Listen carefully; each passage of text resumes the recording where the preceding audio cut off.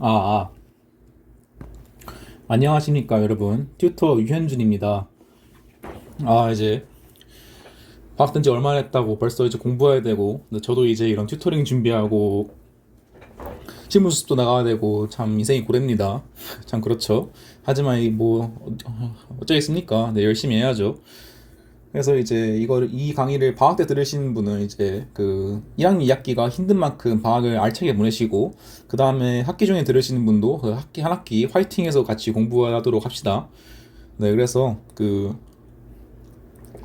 네, 거두절미하고 빠르게 넘어가도록 하겠습니다.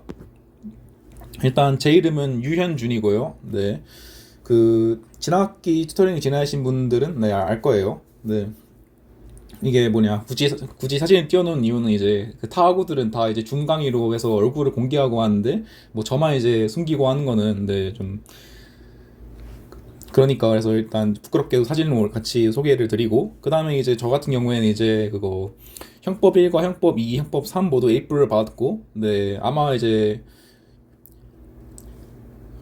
형법 3이 애매한데 다 분바 1등일 거예요. 네 그래서 이제 자랑이 아니라 이제 약간 제가 한 방식으로 따라오시면 이제 여러분도 이제 충분히 형법에서 좋은 점수를 받을 수 있다고 생각을 하고 여러분들에게 그 최대한 많은 것을 가르쳐 드리기 위해서 노력하겠습니다.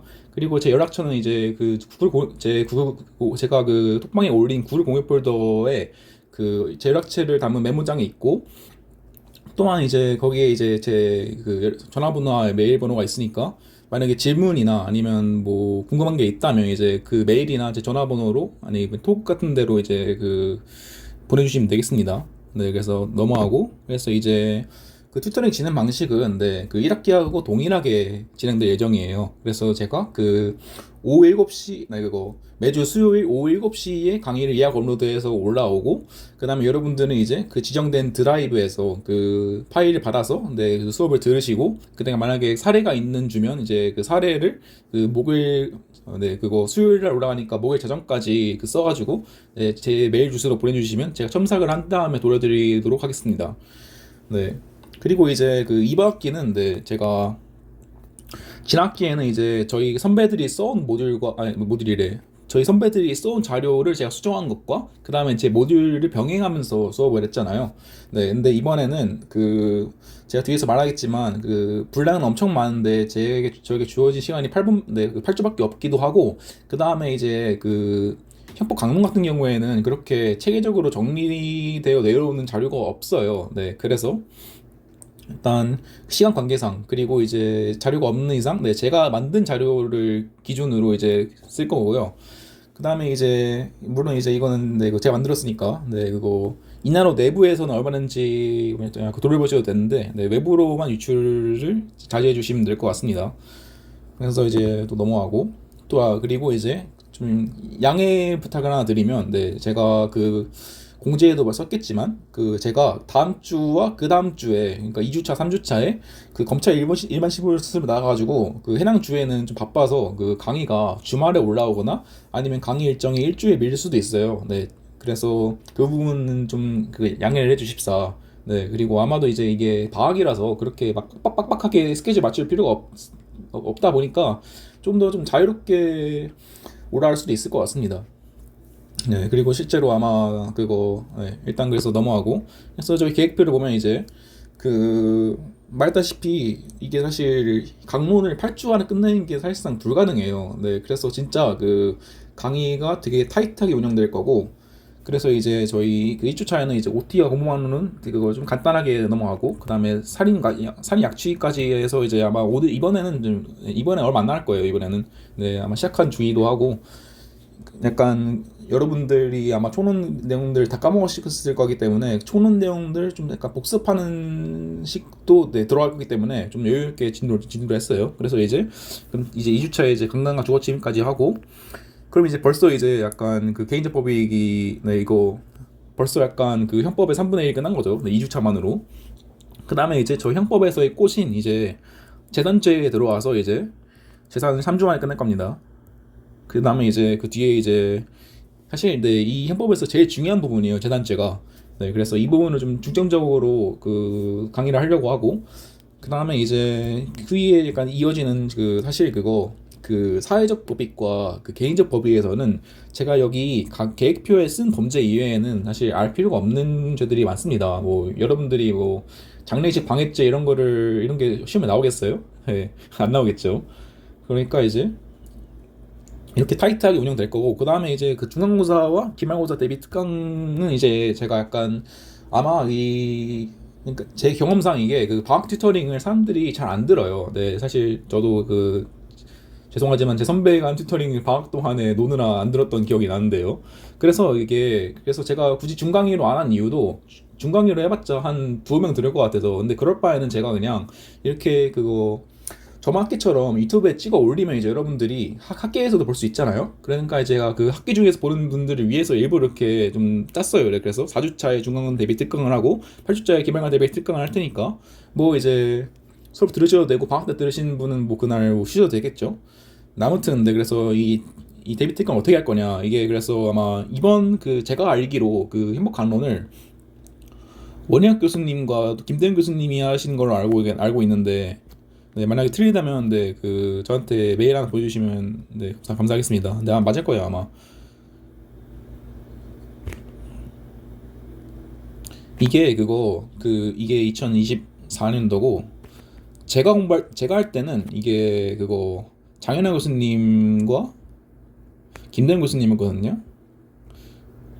근데 제가 말했다시피 그 김대현 교수님 같은 경우에는 본인 기준대로 쌓여진 그 모답이 있기 때문에 그대로 쓰면 되고, 약간 오히려 제가 쓰는 게 더 방해가 된다고 말씀드렸죠. 그래서 김대현 교수님은 그 김대현 교수님이 직접 그거 주신 기준표와 모답을 기준으로 공부하시면 되고, 제가 강의 참고로 확인하시면 될 것 같아서 굳이 하지 않았겠고.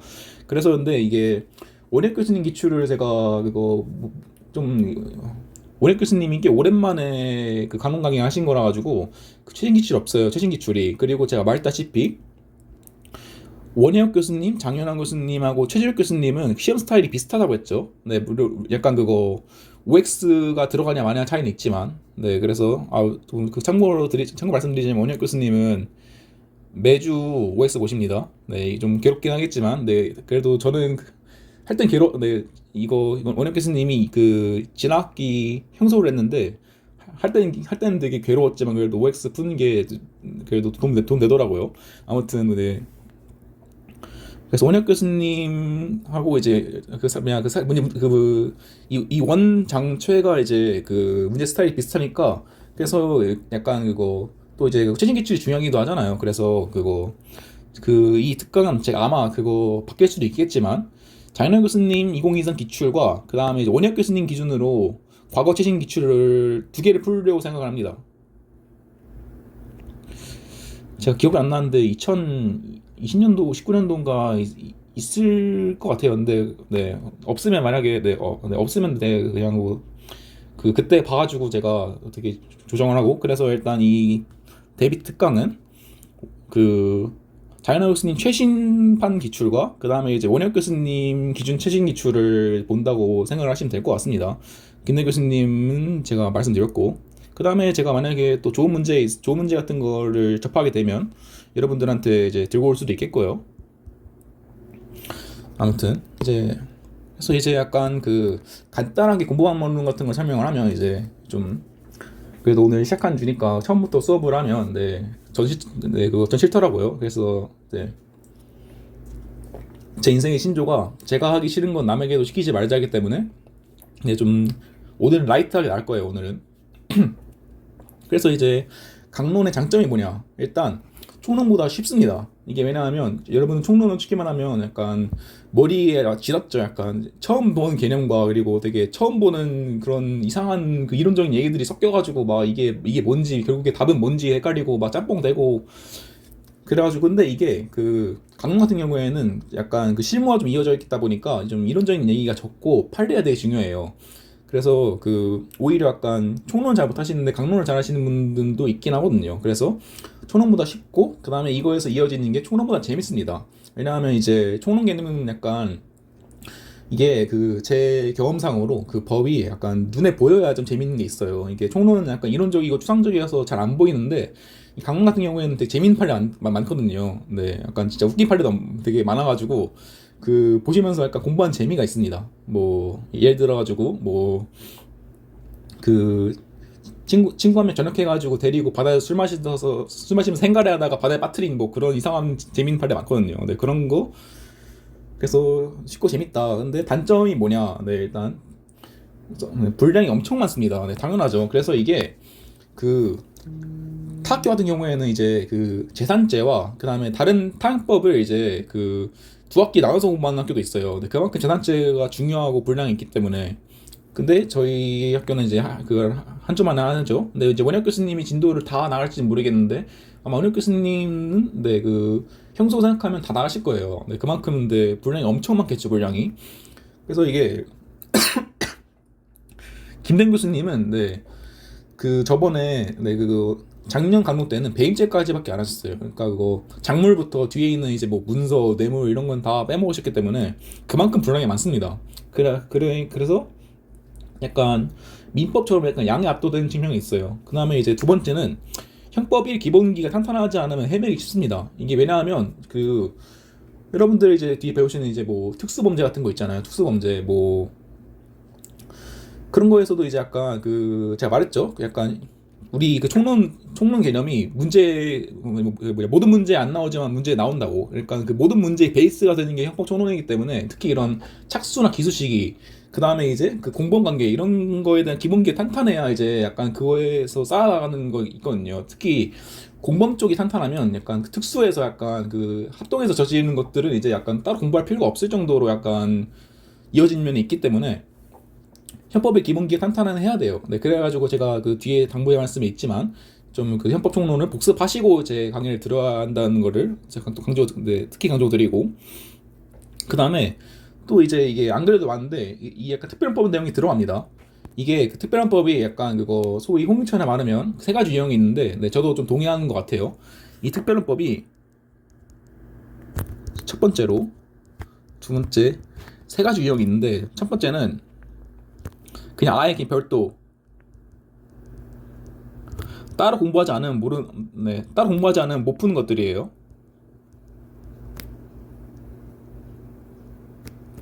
이게 약간 그거 교통범죄와 부정수표 단속법이 있겠죠. 이런 것들은 그 약간 그 기본형법과 이어진 측면이 적어가지고 따로 법리와 따로 법을 공부해야만 그 쓸 수 있는 문제라서 여러분들이 나중에 반드시 채우고 따로 공부해야 되는 분야고 그러니까 이 따로 공부해야 한다는 말은 이제 제가 굳이 저희 강론 시간에는 하지 않는다는 의미예요. 근데 그리고 그거 두 번째 유형은 그 일반형법과 이어진다고 해야 되나? 일반형법이 가중처벌하는 특별형법이 있거든요. 예를 들어서 성특법에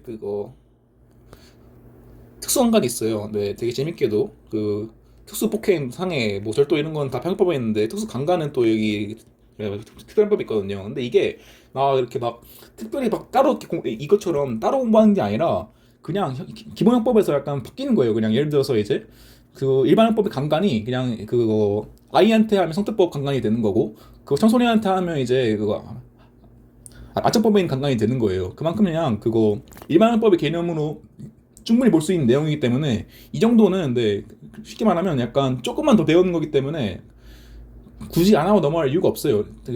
지금 할 때 조금 더 하고 넘어가는 게 오히려 뒤에서 공부할 내용이 줄어드는 겁니다. 그래서 이 부분은 약간 네, 제가 다 하지 않겠지만 조금이라도 할 겁니다. 이 부분은 왜냐하면 안 할 이유가 없기 때문에. 근데 제가 말씀드렸지만 그거 이유가 없잖아요. 딱히 뭐 두 명이서 하는 공동이고 아니면 애한테 하면 이제 아청법이고 이것만 배우면 되는 건데 약간 나는 특별한법은 이제 다 맞게 할 거야라고 근데 절대 안 합니다, 여러분. 제가 장담할게요. 그러니까 이제 이건 이 부분까지는 내가 하겠다는 거고 이제 그 세 번째 유형은 그냥 그거 공부할 필요 없는 것들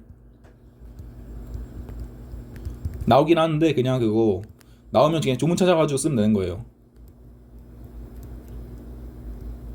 예를 들어서 뭐 경범죄 처벌법 있겠죠 이런 거. 아무튼 그래서 이제 제 6점은 이건 따로 안 한다. 그다음에 이런 건 할 거다. 왜냐하면 지금 안 하면 오히려 비효율적이니까. 그래서 이제 그렇게 할 거고. 그다음에 이제 제가 여러분한테 이 그 강론에서 반드시 기억해야 될 네 가지를 좀 당부를 드리고 싶어요.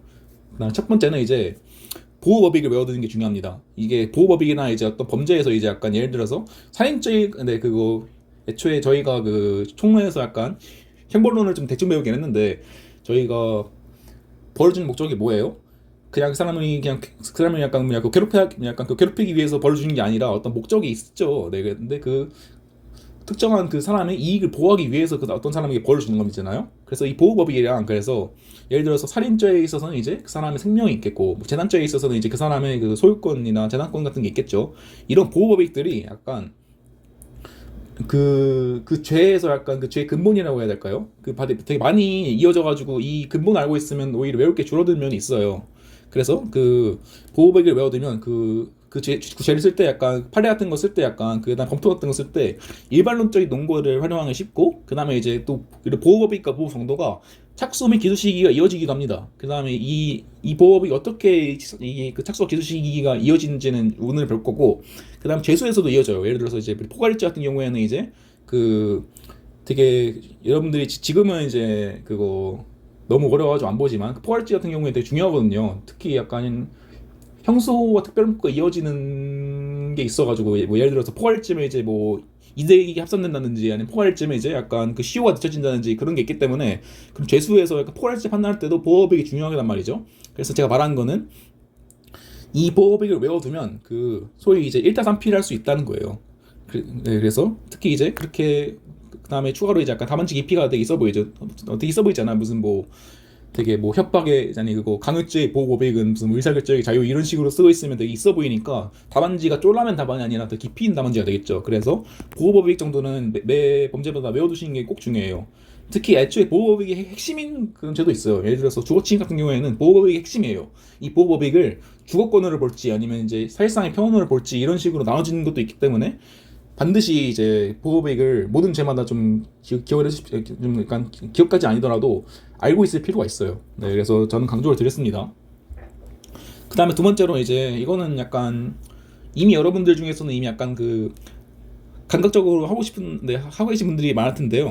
특히 이제 이거 총 같은 경우에는 그 사령 판례가 애초에 판례 수도 적지만 사령 판례가 많아요. 약간 그래서 사례에서 약간 쓰면 좋은 판례가 많은데 저 강론에서는 판례가 워낙 많다 보니까 약간 결론 맞추기용 판례가 거의 약간 80%가 된단 말이죠.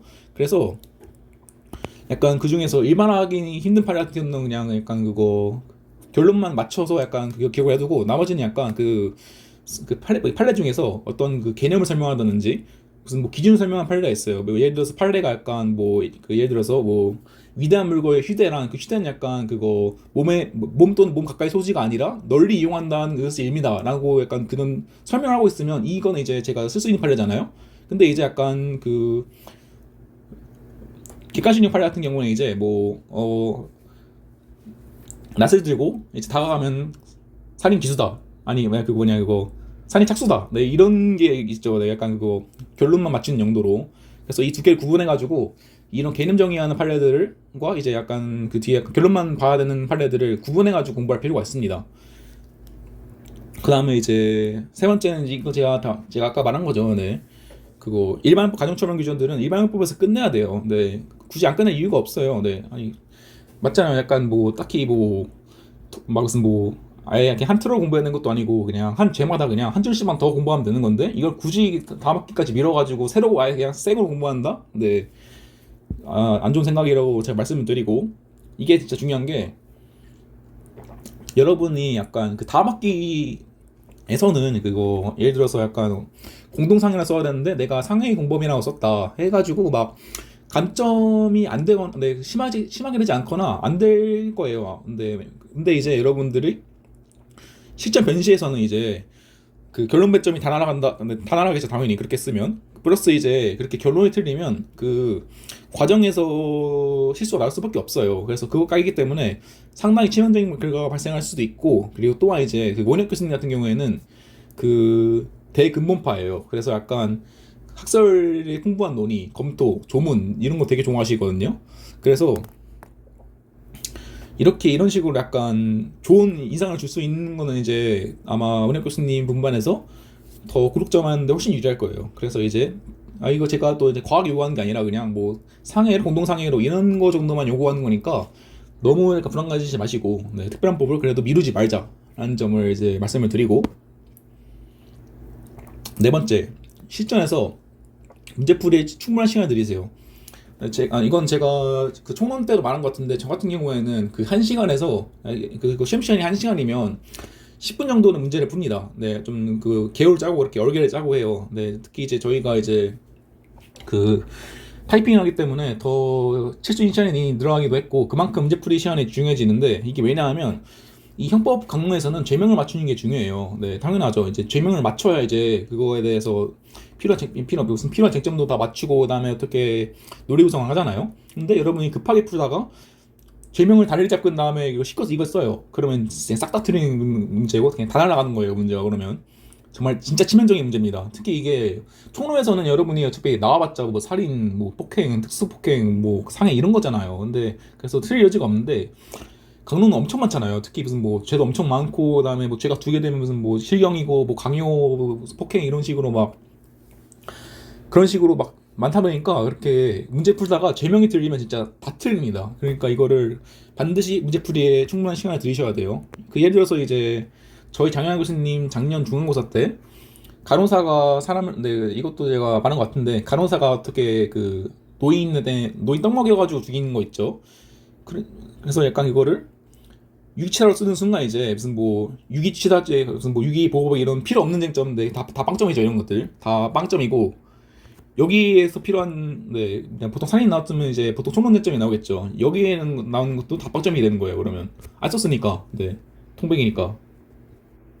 그래서 시간을 충분히 들이자. 네, 그래서 시간을 충분히 들이고 약간 사례집 같은 거, 네, 사례집보다는 약간 판례 같은 거를 잘 보는 게 중요해요. 네, 그래서 일단 다 틀리는 걸 중요하고, 네, 다 틀리면 안 되니까, 네, 이렇게 이거를 의식하고 있는 게 중요하다는 걸 말씀드리고, 다음에 당부의 말은 이제, 네, 제가 말씀드렸지만 이제 제가 이제 분량이 엄청 많은데 특별한 것까지 조금 할 거예요. 근데 저에게 주어진 시간은 8주밖에 없습니다. 그래서 당연히, 네, 무시할 수밖에 없어요, 강의가. 네, 그래서 핵심만 짚고 넘어갈 거고, 이런 지역적인 판례, 무슨 뭐 객관식용 판례 이런 거는 다 그냥 안 보고 넘어갈 거예요. 그래서 여러분들이 각자 기본적으로 보충하셔야 되고, 그래서 적어도 이제 이 강의를 듣기 전에 해당 부분 기본서를 1화독 정도를 하고 오시는 걸 추천합니다.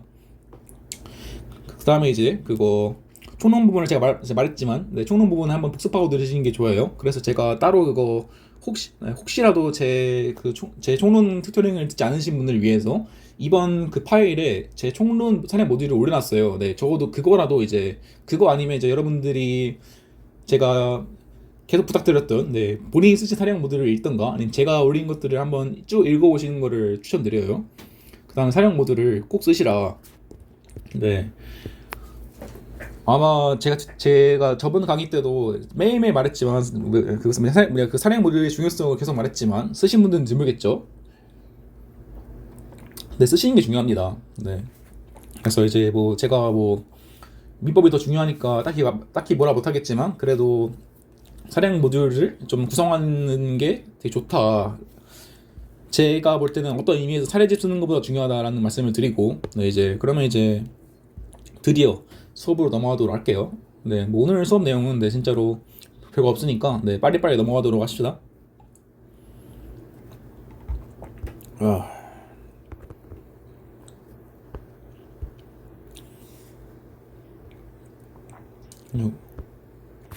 그래서 이제 넘어가면 이제 뭐 처음은 이제 산의죄, 네, 할 게 없죠. 네, 그래서 보호복이 당연히 사람의 생명이고 보호정도 침해범.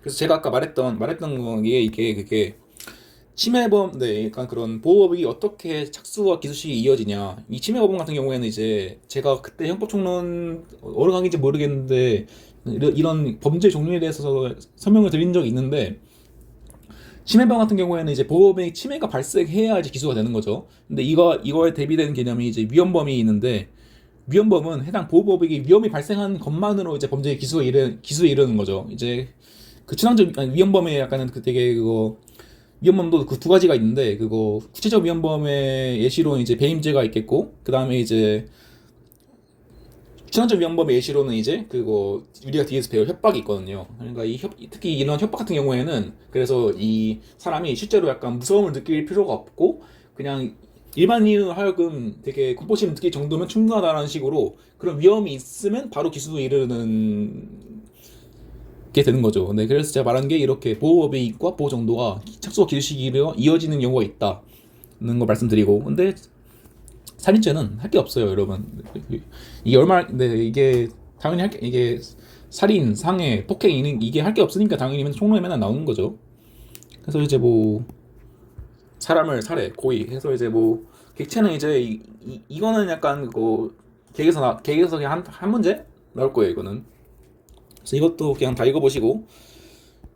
그래서 제가 근데 이게 그거 어디 보자 이거.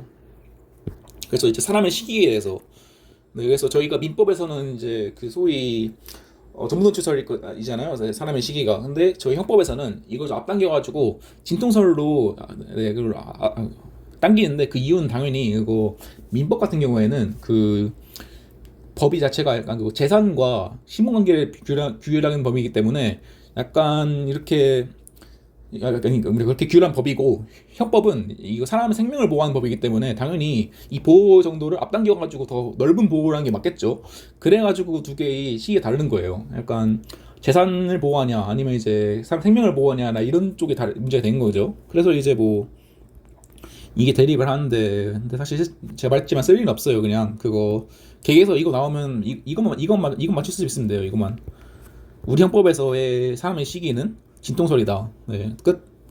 넘어가고 이것도 읽어보시고. 네, 제가 말했지만 시간이 없어요.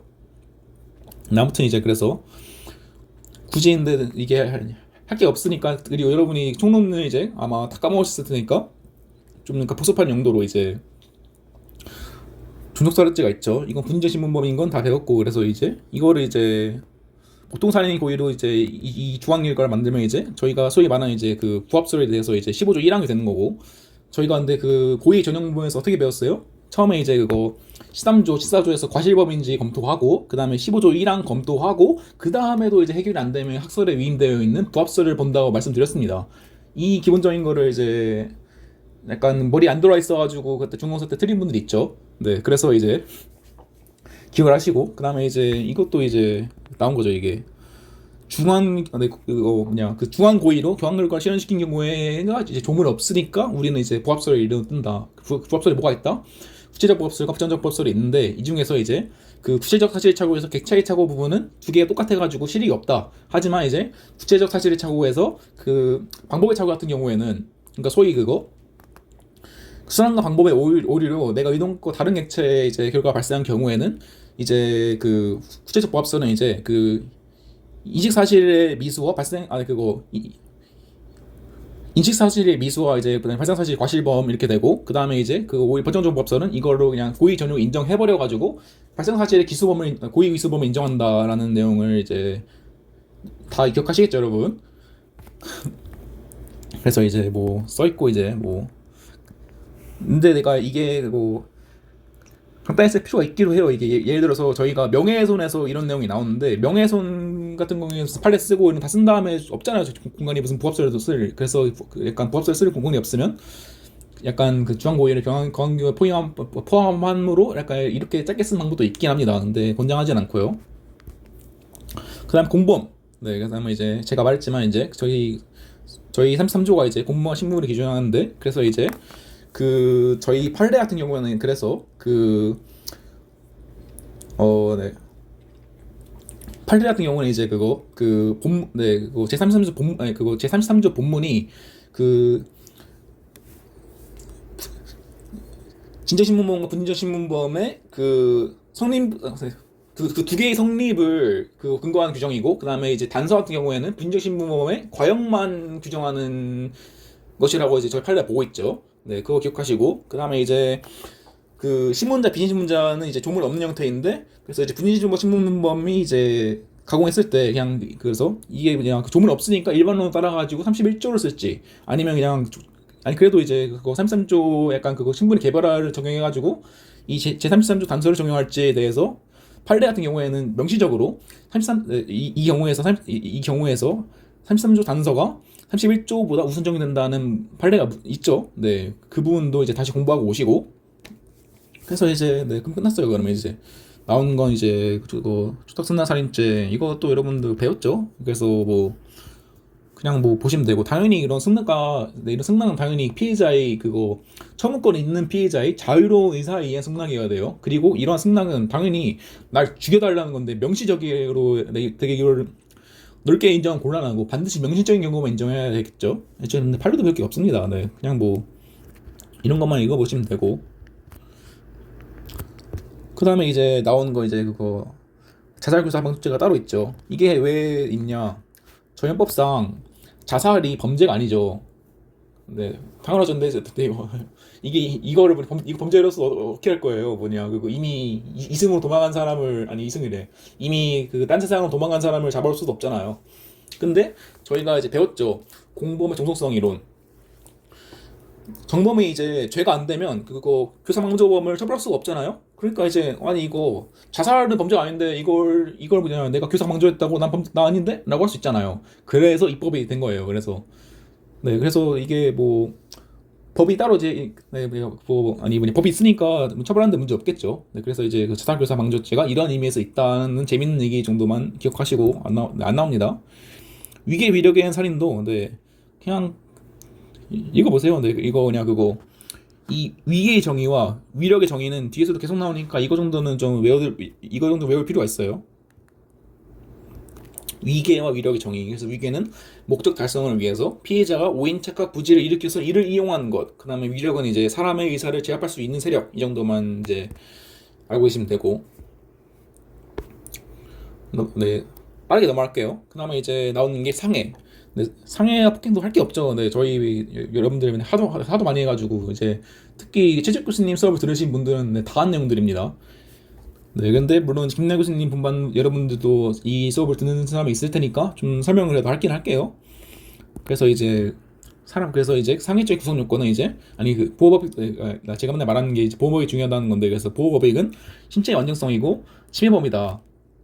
아 이게 좀 급하긴 해요. 제가 이게 아는 사실인데 뭐 지금 시간 보니까 뭐 여유로울 것 같기도 하네요. 네, 지금 좀 더 느긋하게 나와봅시다. 네, 그래서 그러면 사람의 신체를 상해, 나는 되게 간단한 구성 요건이죠. 그래서 이제 이 상해란 뭐냐? 이건 좀 네, 그거 외우실 필요가 있어요. 이 세 가지 워딩. 이게 그 판례에서 쓰는 약간 세 가지 다른 표현이거든요. 이 워딩들. 그래서 상해란 생리적 기능의 훼손이고 신체 원형성 침해이고, 그 다음에 건강 상태를 불량하게 변경하는 것이다. 당연히 순환과 방법에 제한이 없습니다.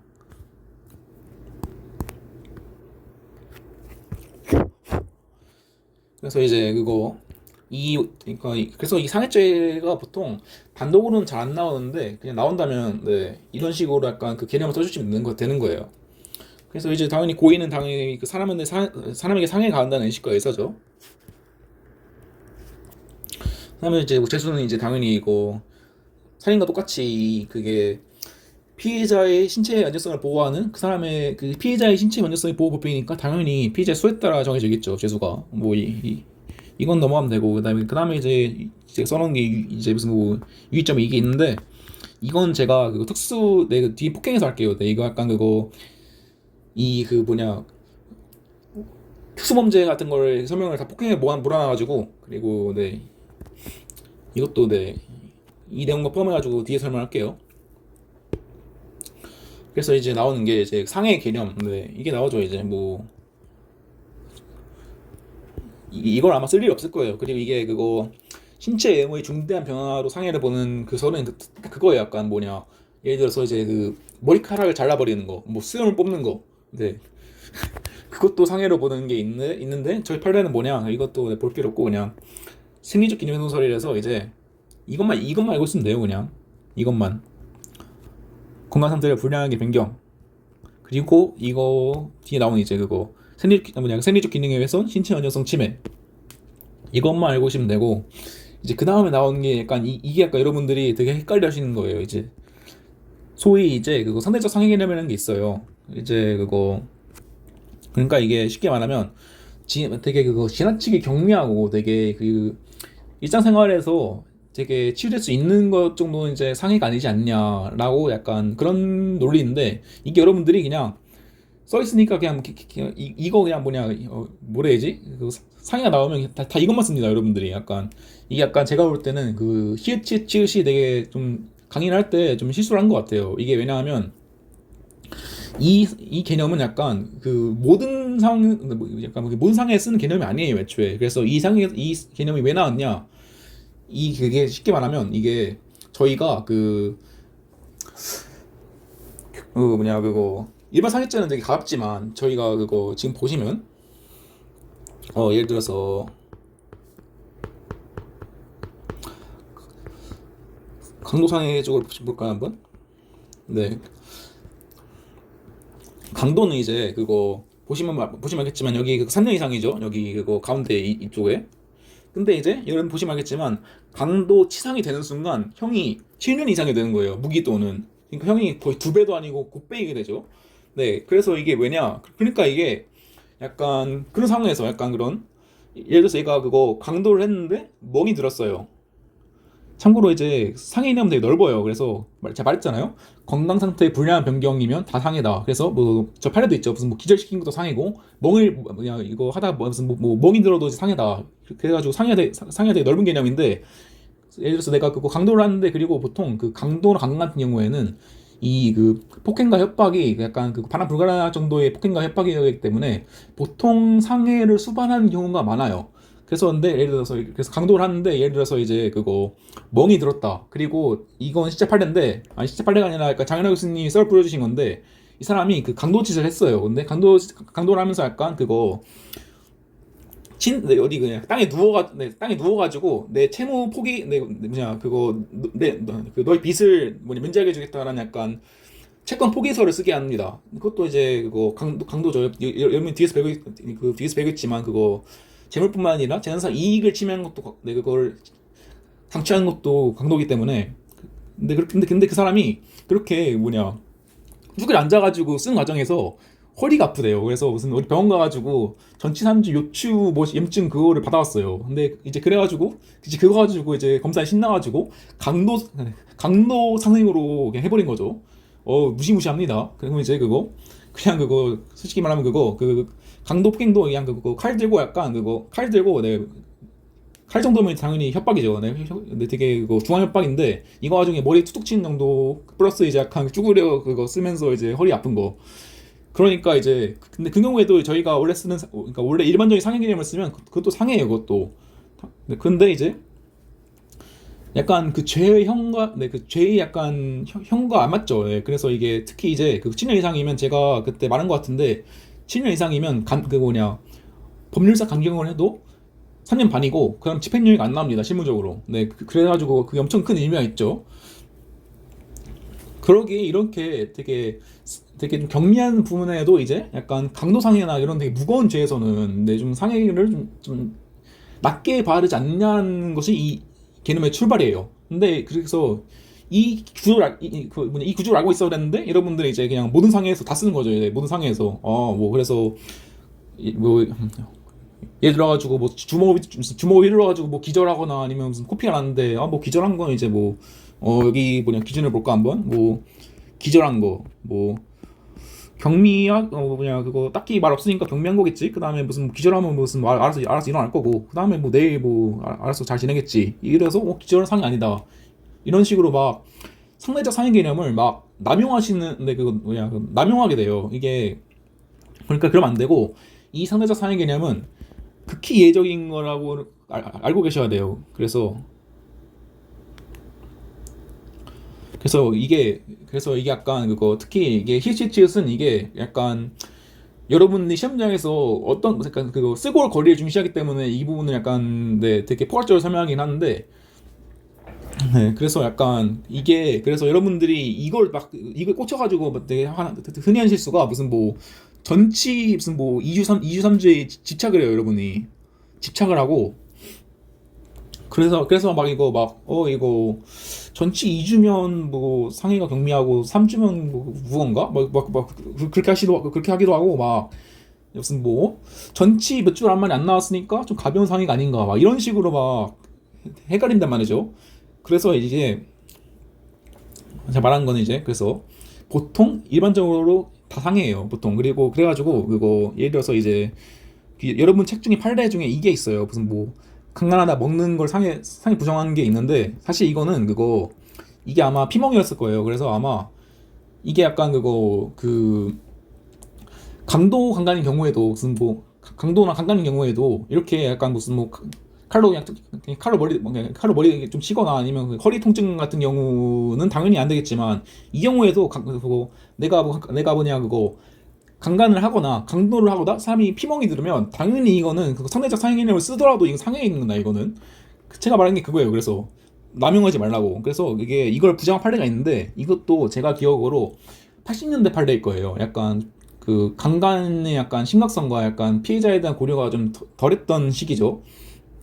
그리고 그래가지고 그거 지금 기준은 당연히 인정될 거예요. 실제로 그거 그 강간하다가 코피가 났는데 그것도 상해로 인정한 게 있습니다. 그리고 이제 보통 이제 제가 말했지만 그 강간을 하면 이제 그 진해 마찰로 인한 그 지렴이 생긴 경우가 있기 때문에 있는데 그것도 이제 상해로 인정한 게 있고. 그래서 좀 정리하자면 정리하면 이걸 읽으시면 돼요. 그래서 이제 판례는 이제 이거 상해 기념에 대해서는 이제 그거 상해는 생민적 기능 해동설이다 한시하면서도 그 다음에 또 이제 이거는 만약에 이걸 쓴다고 하면 써줘야겠죠. 피해자에게 발생한 상해가 극히 경미한 것으로서 자연적으로 치유되며 일상생활을 하는데 아무런 지장이 없는 경우 세 가지가 있죠. 근데 이건 근데 외울 필요는 있긴 해요. 이거는 왜냐하면 솔직히 말하면 그 히읗 말하기도 했지만 그 상해가 단독으로 난 경우는 거의 없을 거기 때문에 이거라 쓸 여지가 있긴 하겠죠. 그래서 이 상해가 극비 경미하고 자연적으로 치유되며 일상생활을 하는데 아무런 지장이 없는 정도라고 하면 이제 신체 안정성을 손상됐다고 보기 어렵다고 하여 이런 개념을 인정했다. 근데 이제 하지만 근데 또 이것도 판례 워딩이죠. 제가 찾은 거예요. 그래서 이제 가해행위가 없어도 일상생활 중에 발생할 수 있는 상해를 전제하는 거예요. 그래서 이제 무슨 뭐 그러니까 무슨 뭐 피멍이나 코피 같은 건 당연히 그 일상생활에서 이렇게 막 있으면 안 되는 거겠죠. 그래서 이거를 지나치게 확대 적용해서 상해 개념을 형해한 건 지양해야 된다. 그래서 이것도 다 판례인데 이것도 코피, 큰 멍, 기절은 상해다. 근데 이제 뭐 제가 말한 거 이제 약간 뭐 단순한 뭐 인간관계 없는 요추염증이나 아니면 이제 찰가산 정도는 이제 이걸 지양해야지만 그럼에도 죄와 형의 비례원칙은 지켜져야 하므로 이 경우에는 상해를 부정하겠다라고 보시면 되는 거예요. 이해가 됐을지 모르겠는데 그래서 제가 하고 싶은 말은 남용하지 말라. 그 다음에 이거에서 파생되는 게 전치 몇 주에 집착하지 마세요. 그래 애초에 여러분 이게 여러분 그거 형소에서 나온 판례인데 그냥 여러분 그냥 지금 우리 병원 가가지고 머리 아파요 목이 아파요 하면 그거 의사가 그냥 그거 그 아프다는 말만으로 그 2주 3주 끊어줘요. 그러니까 제발 전체에 집착하지 마시고 이 사람이 약간 생리적 기능이 훼손됐는지 좀 넓게 판단해가지고 기절도 이제 기절 같은 것도 상해고 다 상해인데 그래도 불구하고 약간 그거 제가 아까 말한 그 케이스 있잖아요. 강도를 하는데 그래도 약간 그거 허리 아픈 정도 그거 정도까지 상해를 봐야 되냐 이런 되게 엄청 예외적인 케이스에서는 이런 걸 인정할 수 있겠다라는 정도를 이해하시고 있으면 돼요. 네, 그래서 사실 이것도 사례는 안 나오고 객관식으로 한두 문제 나올 거예요. 근데 그래서 알아두셔라. 이게 왜냐하면 이 약간 뭐냐 이거 상대적 상해 개념을 잘못 이해하고 계시면 이게 닫고 있는 게 여러분 나중에 그 특별법에서도 나오는 이제 약간 특별법에서도 이제 그거 나오잖아. 상해 개념이 무슨 뭐 도주치상 같은 거 그 경우에서도 약간 뭐 상해를 우리 인정해야 되는데 그냥 뭐 이게 목이 아픈 정도는 이게 우리 목이 아픈 정도는 그냥 뭐 상해가 아닌지라고 이거 쓰면서 이거 쓰면서 이제 그냥 지워버려가지고 도주치상 그냥 다 날려버린 경우가 있어요. 네, 그런 식으로 그래서 그냥 솔직히 말하면 없는 걸로 봐도 되는 개념이에요. 솔직히 말하면 되게 예외적이기 때문에 그래서 이걸 15분 동안 하긴 했는데 네 아무튼 네 주의하라. 라고 이제 말씀드리고 넘어갈게요. 이제 나오는 건 이제 이건 읽어보시고 중상해. 중상해도 이제 제가 그때 여러분이 기억하실지 모르겠는데 부진적 결과적 가정범위죠. 네, 아마 다 까먹으셨겠죠, 여러분. 네, 그래서 이게 보통 결과적 가정범은 고의에 의한 기본 문제와 이제 과실에 의한 주한 결과가 나타났을 때 이거 결과적 가정범위라 부르는데 이 중상 이 약간 그 소위 부진적 결과적 가정범 같은 경우에는 고의의 기본 문제를 저지르고 그로 인해 그나마 이제 그 주한 결과에 대한 고의도 있어도 이 사람을 약간 죄형이 비례의 원칙상 더 무거운 죄를 그 뭐냐 그거 더 무한 약간 그거 그 판례에 의하면 약간 법정을 비교해가지고 어떻게 된다 이런 내용을 저희가 배운 적 있죠. 그래서 이제 내가 그거 상해 고의도 있었고 내가 그 중환상해를 입힐 고의도 있었다라고 하면 당연 그 경우에도 이제 중상해죄가 인정이 되는 거예요. 그래서 이게 보통 약간 실무에서 문제되는 경우에는 이게 보통 실명이 있어요. 실명. 근데 이게 가장 많은 중상해 예시예요. 그래서 이제 뭐 생명에 대한 위협이나 이건 의미가 없어요. 이건 의미 없고 불구불치나 이제 난치의 지명이 있죠. 그래서 이거 플러스 이제 뭐 되게 재밌는 판례로 그 에이즈 걸리게 하는 것도 이제 중상해라고 판례가 있죠. 뭐 이건 네 재미용이고 그래서 뭐 읽어보시면 돼요. 그래서 이제 뭐 보자. 그래서 나온 게 이제 제가 말했지만 이게 그거 특수상해죄 같은 경우에는 이제 이런 이 내용은 이제 그 뒷폭행에 대해서 하겠다라고 말씀드렸고 넘어갈게요. 그 다음에 나오는 이제 그 상해죄 동시범 특례 이것도 제가 그때 제 총론 모듈에 잘 써 있습니다. 그래서 이제 원래 동시범이라 하면 이제 그 공범이 아니고 그냥 우연히 약간 두 사람의 행위가 경합해가지고 결과가 발생한 경우인데 원칙은 저희 형법 찾아봐야겠죠. 네. 10조 원전에 있을 거예요. 네.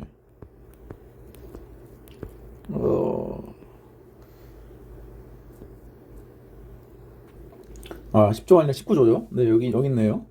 그래서 이제 동시 또는 이시 독립행위가 경합한 경우에 그 원인된 결과 그 원인이 판명되지 않으면 그 행위를 미수범으로 처벌한다는 게 원칙이고, 근데 다만 이제 저희가 상해범에서는 이제 이걸 특례가 있어가지고 그 미수예의가 아니라 상해가 상해 결과 발생하는 경우에는 이제 공동정범의 예로 처벌한다는 규정이 있죠.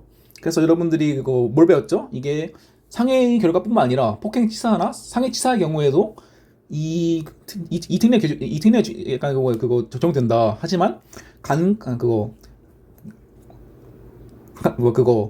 강간치상 같은 경우에는 이제 보호법이 달리 하기 때문에 적용 안 된다라는 판례가 있었죠. 네, 그 부분도 다시 가서 보시고 그리고 이제 이것도 읽어보시면 되고 그래서 저희가 시간이 없기 때문에 이것만 하고 넘어갈게요. 이제 나오는 게 드디어 이제 폭행이 나옵니다.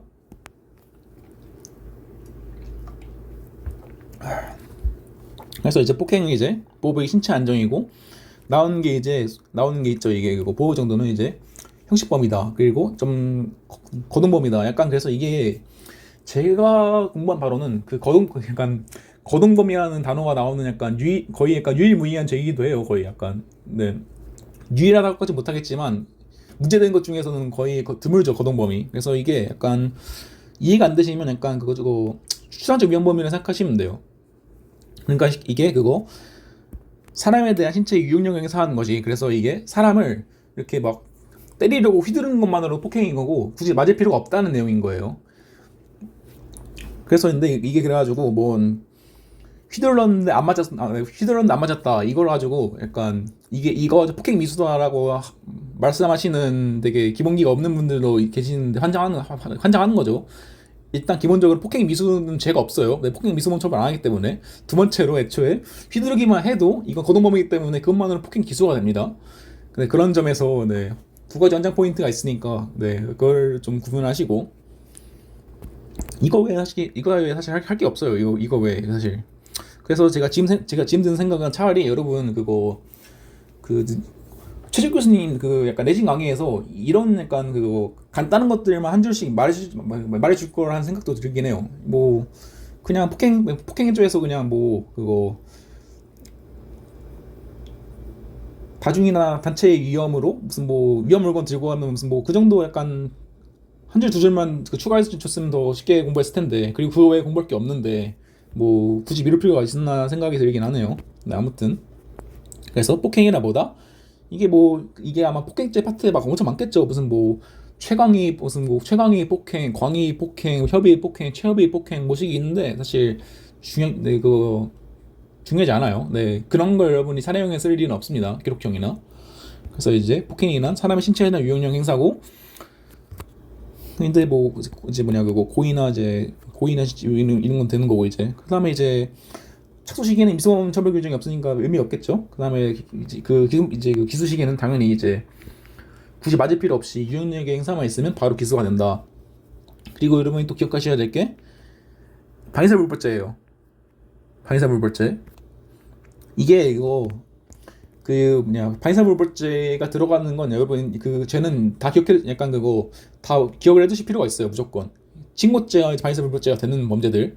그래서 이제 그 친고죄라고 하면 이제 뭐 사자 명예훼손죄나 모욕죄, 아니면 이제 그거 재산범죄에서 그냥 그거 강도를 제외한 그 강도 손괴를 제외한 재산범죄에서 친족의 물건을 훔쳤을 때. 근데 또 최근에 그거 친족상 도래 관련으로 되게 중요한 판례가 나왔는데, 네, 그건 이제 그 뒤에서 배우도록 해요 우리가. 그래서 이제 뭐 그런 게 있고, 그다음에 방위사불벌죄는 이제 이거 배운 여러분이 폭행죄, 명예훼손죄, 그다음에 협박죄, 그다음에 이제 여러분들 그 교통범죄에서에 있는 그 교특법상 그 업무상 과실장죄가 있고, 그 다음에 이제 뭐 부수법에서도 있고 그렇게 한데, 그래서 이게 방위사불벌죄가 왜 중요하냐? 이거는 여러분들이 그 내년에 형사하고 이어집니다. 형소하고. 그래서 이게 엄청 중요한 내용이기 때문에 방위사불벌죄는 항상 기억을 해두시라. 그 다음에 여기 나오는 말이 이제 유의점 공동폭행 기억하는 것이 있는데, 이거를 지금 하고 갑시다. 이거를. 그래서 이거 상해 폭행죄 이걸 지금 할 거예요. 네. 이거에서 이제 그거 소위 이게 그거 특수범죄 있잖아요. 그 특수가 붙은 범죄. 특수가 붙은 범죄는 보통 두 가지 유형이에요. 두 가지 유형. 이게 단체 다중 위력 플러스 위험 물건 지대가 있고, 2인 이상 합동,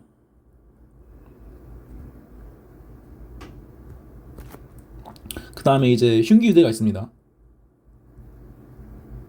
네, 그래서 이게 그 두 가지 유형이 있는데, 그래서 저는 이거를 약간 편의상 이거를 그거 여기 써 있을 거예요. 여기 그거 네, 여기 이거를 그거 다중 위험형이라 부르고,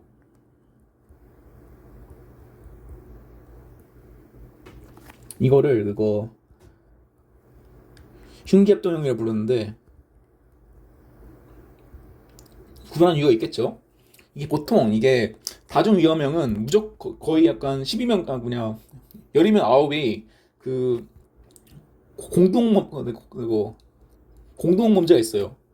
이게 왜냐하면 이게 그거 이 단체와 다중의 유령에 대한 이거 정의와 이어져 있는 건데, 저희 판례 중에 그 이게 그거 다중의 경우에서 이제 3명 정도는 이제 다중이 아니다라는 판례가 있어요. 그러니까 이제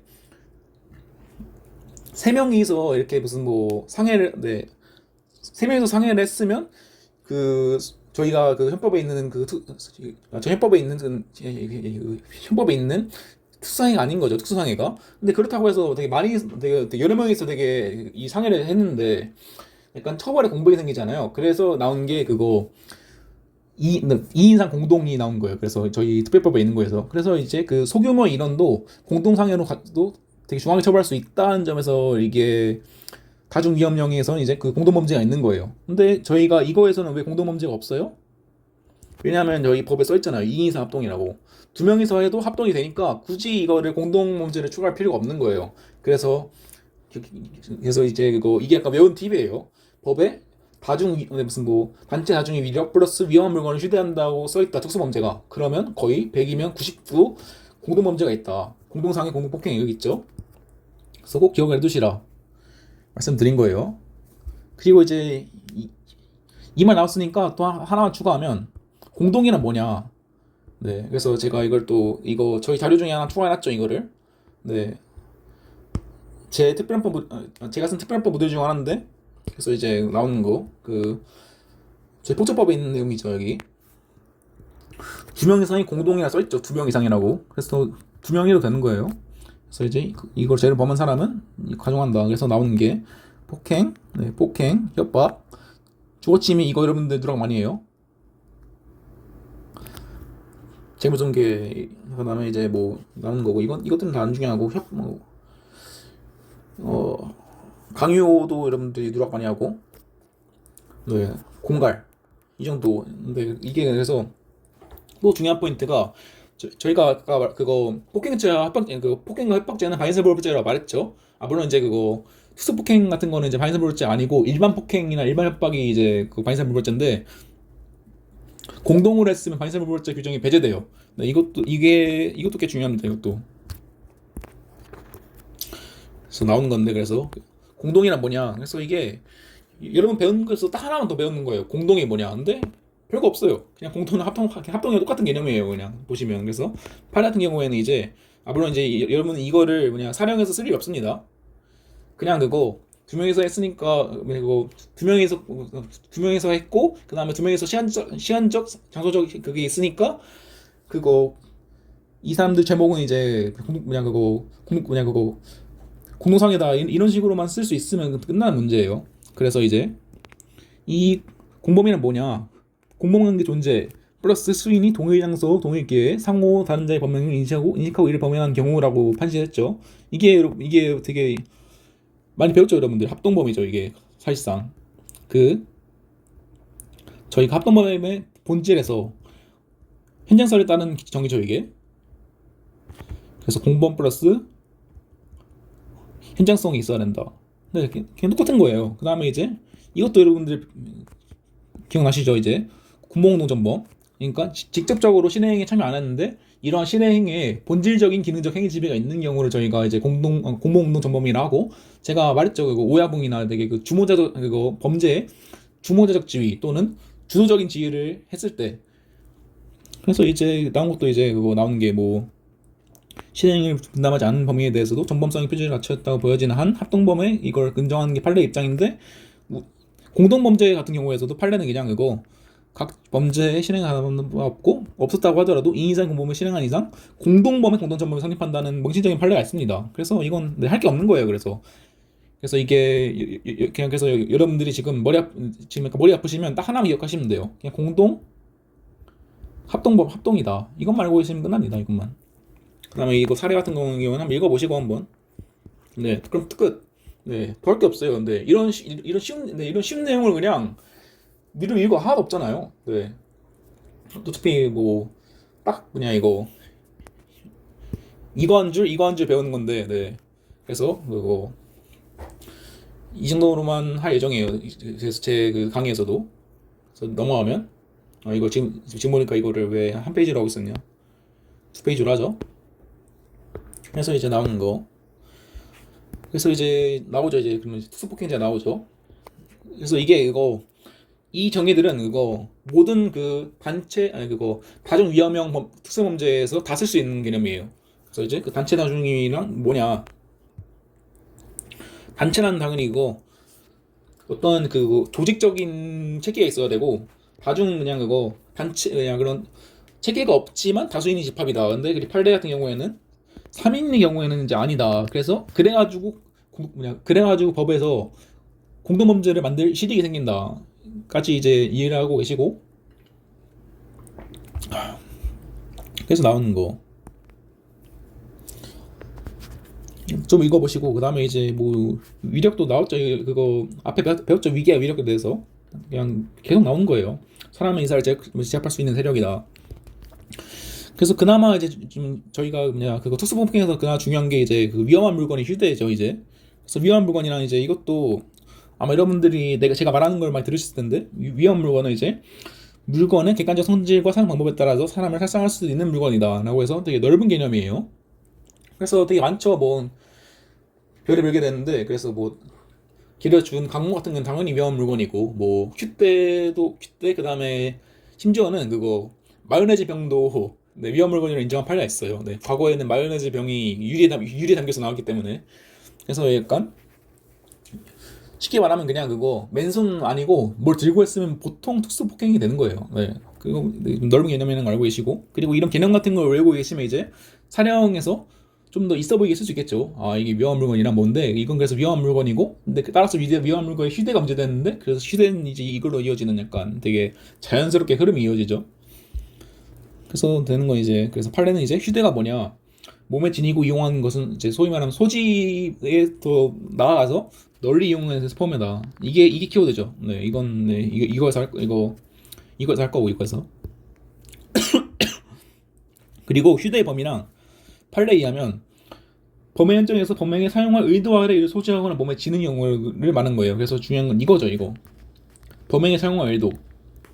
그래서 이건 여러분이 좀 이건 좀 약간 기억을 할 필요가 있어요. 그러니까 범행에 사용할 의도가 없이 그냥 내가 우연히 가지고 있던 거다 하면 이제 그거는 이제 그거 위험한 물건 휴대가 아닌 거예요. 하지만 여러분이 범행에 사용할 의도 아래 그냥 넣어놓고 근데 꺼내지 않았어 할 때, 근데 그것도 이제 그 위험한 물건의 휴대에 해당하는 겁니다.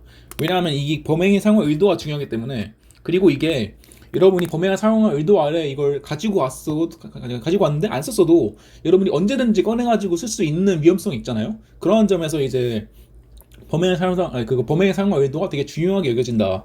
이 부분을 꼭 기억을 하시고 계시고, 네, 딱 이거죠, 이거. 네, 그래서 범행에 사용할 의도가 중요하다.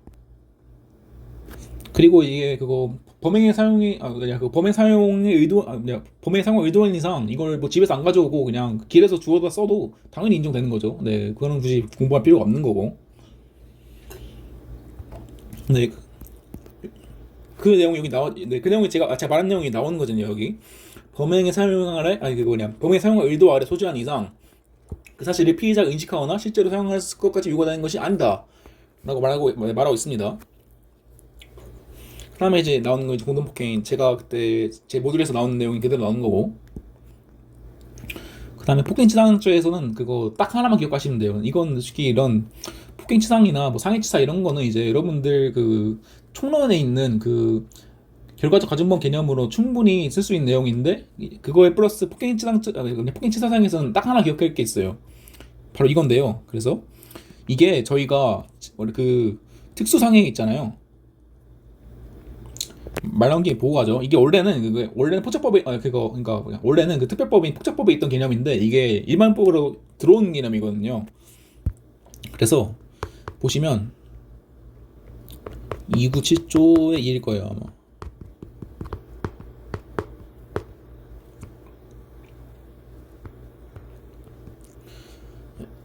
이건 아니고 27. 네, 제가 기본기가 없는 거죠, 이런 것도 다. 257조 이게 되겠네요. 아니, 258조 2가 되겠네요, 여기. 그래서 258조 2가 네, 이게 여러분도 이제 공부해 보셨겠지만 이거 258조 2가 뭘 의미한 거 중에서 이게 의미하는 건 이제 중간에 들어왔다는 내용이겠죠. 그래서 여러분이 폭행치 사항에 보면 이제 여기 써있지만 여기 그거 상해에 이른 경우에 257조부터 259조 이해에 따른다고 써있어요. 근데 여기 보시면 이게 258조 2가 들어왔으니까 이게 그거 257조부터 259조의 얘가 들어왔으니까 이게 들어왔으니까 얘도 약간 그거 들어와가지고 혹시 그 특수폭행치상의 경우에는 이제 상해 예가 아니라 특수상해 예로 처벌해야 되는 게 아니냐는 거에 대한 의문이 생긴 거고, 이게 대법원까지 간 거예요. 그래서 우리 판례 결론이 뭐다? 그래서 이제 우리 개정에 따라서 그 특수폭행치상죄의 경우 그 특수상해죄 예에 의해서 처벌하는 것으로 해석할 여지가 생겼으나 법 연역과 체계를 고려할 때 종전의 상해에 의해서 처벌하는 것으로 해석하면 타당하다. 그러니까 쉽게 말하면 이게 그거 257조 내지 269조 사이에 들어온 우연일 뿐이고, 기존대로 흉기를 가지고 폭행을 했었는데 그거 상해를 입었어도 이거는 그 상해로 처벌하겠다라는 내용이 되는 거죠. 그래서 제가 이거 판례를 가져왔어요. 판례를 이거. 네, 그래서 이게 판례가 워낙 그거 어려워가지고 제가 좀 정리해 놓은 거예요. 그래서 이게 이건 뭐 써 있었는데 이거 257조에 의한다. 근데 그래서 이제 257조 아니 그거 258조 2가 신설되어서 문헌상으로는 이제 이거에 의한다는 예에 들어갔는데 이런 해상은 이제 무슨 뭐 사용된다 법정형이. 근데 이제 뭐 해가지고 뭔 나오죠 여기 연역과 체계를 고려할 때 이거 신설함에도 불구하고 기존의 257조 1항이 뭐예요? 상해죠. 상해로 처벌하는 것을 해석하면 타당하다. 네, 이게 이거 2018년도 판례니까 네, 꽤 최신이죠. 기억을 해주셔야 됩니다.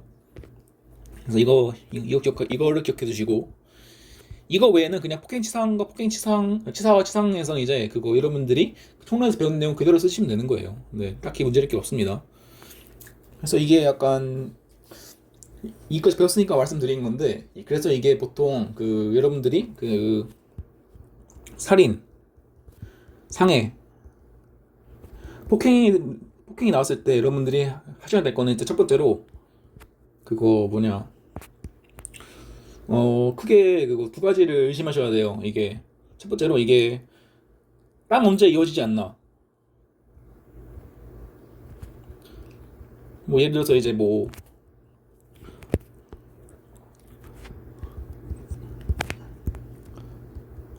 강도치상이나 아니면 뭐 강간치상, 특히 이거 그냥 그거 그냥 뭐 생으로 강도면 여러분들이 잘 약간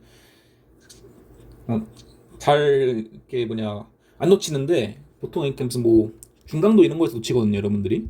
중강도 이런 거 눈에 잘 안 보이니까. 그래서 이게 뭔가 아무리 봐도 이게 그거 아무리 봐도 약간 살인상해 폭행죄야. 이거 근데 이게 왜냐면 이게 이것만으로 문제가 보통 안 나오거든요. 그래서 이것만으로 문제가 나왔다.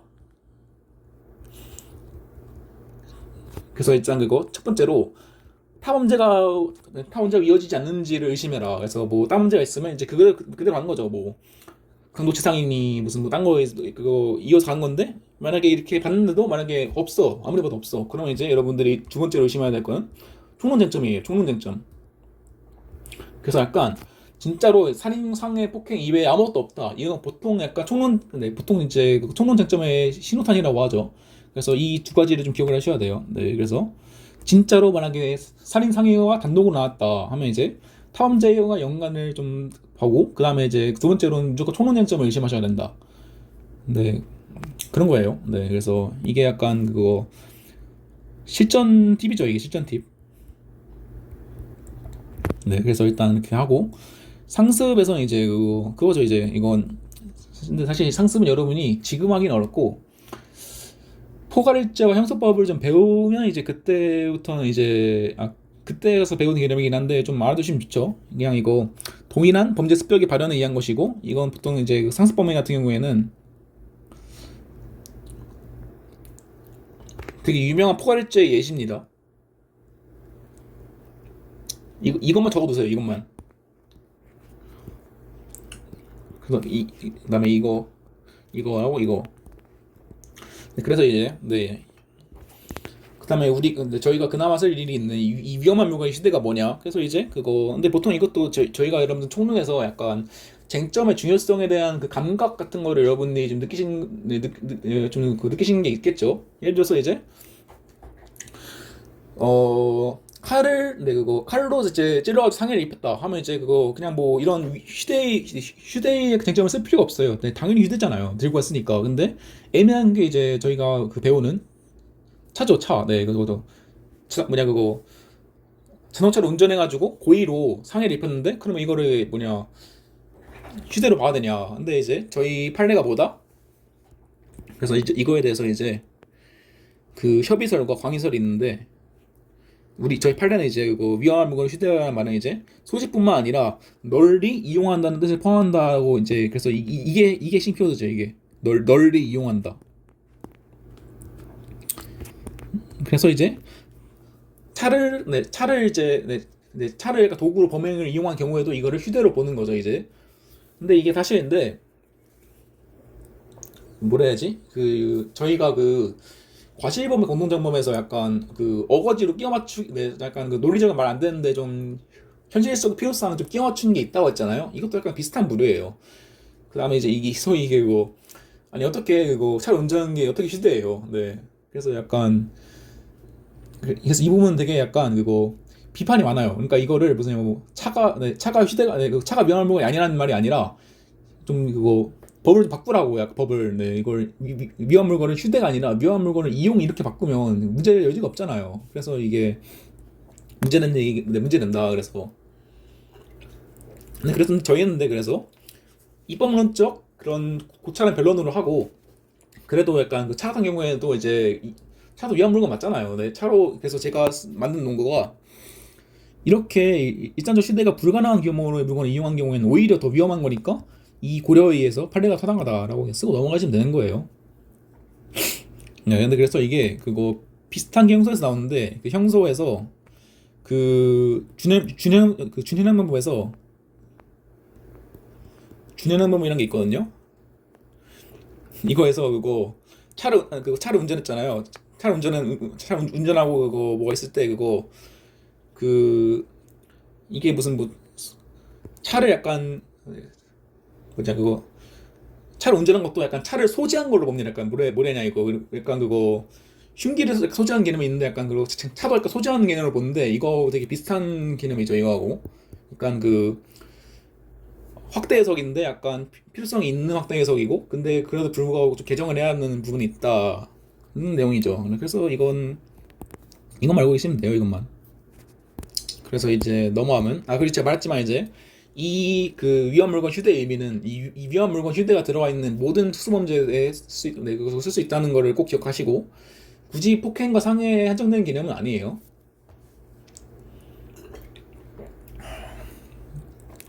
그리고 이제 그 특수상해가 나왔으니까 하는 말인데 여러분들이 또 기억을 하셔야 되는 게 이게 그거 애초에 이 사람이 그 특수상해라고 하는 거는 애초에 살인의 고의가 없다는 것을 전제를 하고 있다는 것을 여러분들이 캐치를 하고 계시는 게 중요합니다.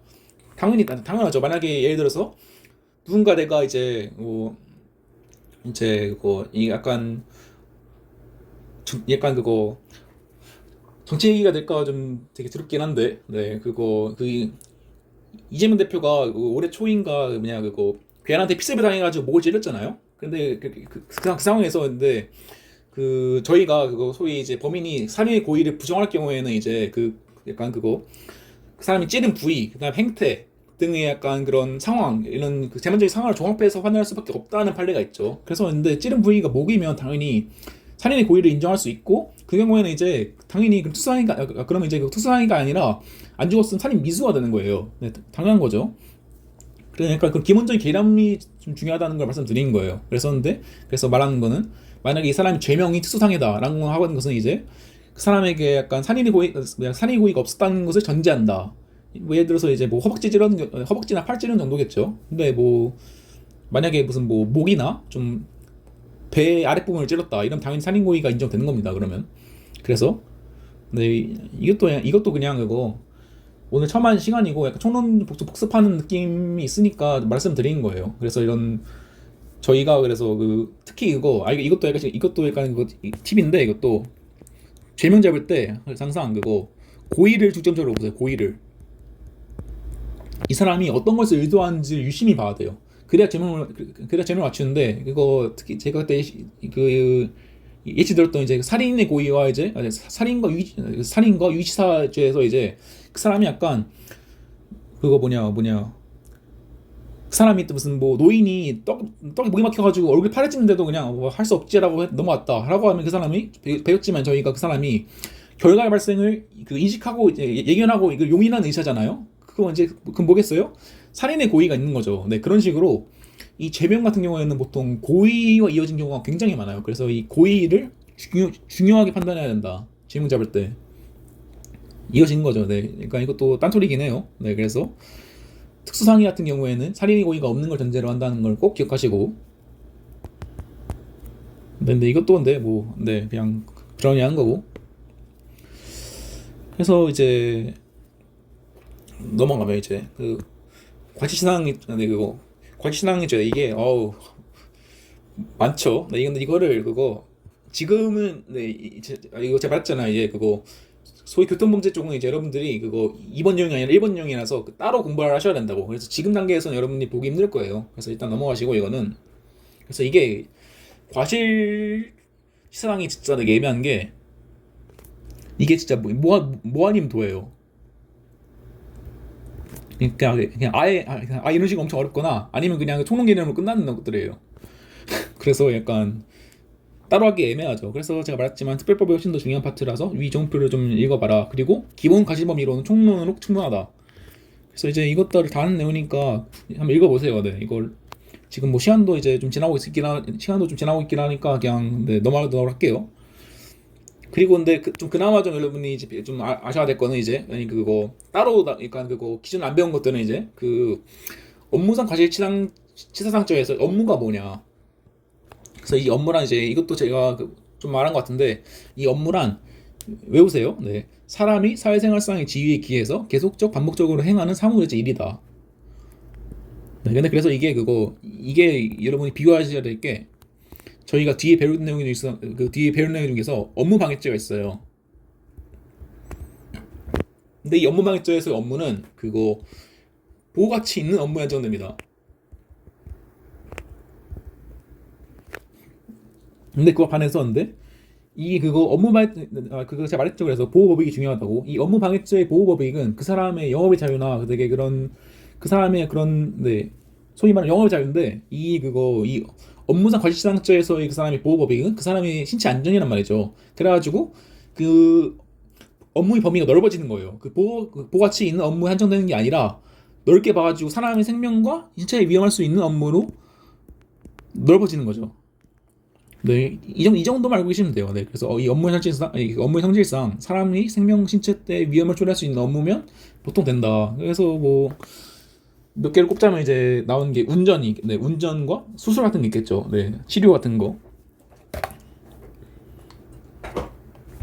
그래서 읽어보시고, 네, 뭐 이것들은 다 이제 그 기관신용이에요. 그다음에 나오는 거 이제 그 낙태해제 이것도 근데 할 게 없죠 이제 그거.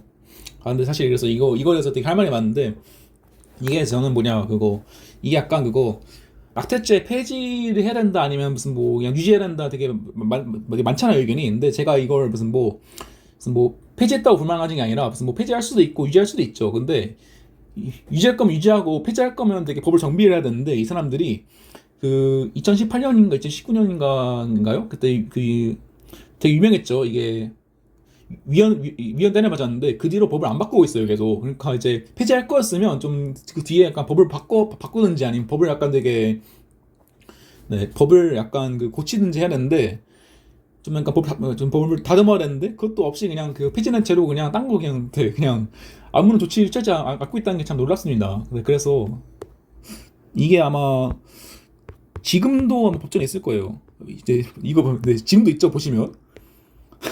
웃기지 않아요? 그러니까 이제 국회의원분들이 좀 이상한 거 좀 맨날 이상한 거에 집중하지 말고 이런 것 좀 고쳤으면 좋겠어요. 이게 진짜 얼마나 웃기냐면 이게 저희가 그거 소위 장애인학대죄는 다 지워졌고 이 업무상 노인학대죄는 의사 부분만 네 그게 뭐 의사 무슨 뭐 치료사 조산사 이렇게 되게 많은데 의사 부분만 위헌이 됐어요. 근데 그러면 좀 웃기잖아요 상황이. 네. 아무튼 네 그래서 이제 이 부분은 뭐 그냥 재미로 이렇게 많은 거고 좀 쉬어가는 경우는 많은 거예요 그냥. 그래서 뭐 나올 네 그냥 국회의원들이 좀 법을 좀 바꿨으면 좋겠다. 이게 여러분들이 지금 단계에서는 모르겠지만 이제 약간 특별법까지 배우시면 여러분들이 우리의 지엄한 형법이 약간 이 법으로 사람의 자유를 빼앗을 수도 있는 법인데 좀 그 체계가 얼마나 개판인지 좀 배우시게 될 거예요. 특히 약간 특별법 같은 경우에는 엄청 개판이거든요. 그래서 근데 저희 불만 여기까지만 말하고 바쁘니까 네. 남은 건 유기학대제. 이게 유기학대제가 진짜 할 게 없어요. 네, 그러니까 되게 좀 계륵이에요. 그래서 이건 그냥 계륵도 아니고 그냥 약간 뭐라 해야지? 별로 안 중요하다 정도만 알고 계시면 되고. 그래서 유기죄가 이제 여러분들을 제 튜토리얼 들으신 분들이면 이제 딱히 배울 게 없습니다. 이게 중요한 게 이거거든요. 그래서 이제 법률상 계약상 의무가 있어야 된다. 저희가 부작위범에서는 이제 법률 계약상 법률 계약 플러스 선행행위 거기다 플러스 사회상 근데 그 조리한 보호인까지 인정되죠. 하지만 이게 저 유기죄에서는 당연히 뭐냐 법률상 계약상 의무로 한정되어 있습니다. 그 이유가 뭐냐? 당연히 법에 써 있죠, 여기다. 네. 네. 법에 써 있기 때문입니다, 법에. 그래서 이제 판례도 이제 그거 되게 멋진 말이래, 어려운 말 나오죠. 사회상류산 보호 책임을 관념할 수 없다라고 합니다. 그래서 이 그거예요. 약간 그거 일정 거리 동행하다 그거 일정 거리 동행하다가 그냥 무슨 뭐 말 두 번 주고받고 그냥 떠났는데 이 사람이 약간 그 길에 쓰러져 죽은 그런 사안이었는데 이것만으로는 보호 의무가 없다는 거죠. 네, 당연한 거죠. 그래서 이제 6이나 이제 도움이 필요한 사람을 보호 상태가 없는 상태에 둠으로써 생명과 신체에 위험을 가져오는 행위, 넓은 개념이다. 그래서 이것도 좀 유명한 판례죠. 이거 그 여호와 증인인가요? 그 수요를 죄악시하시는 분들인데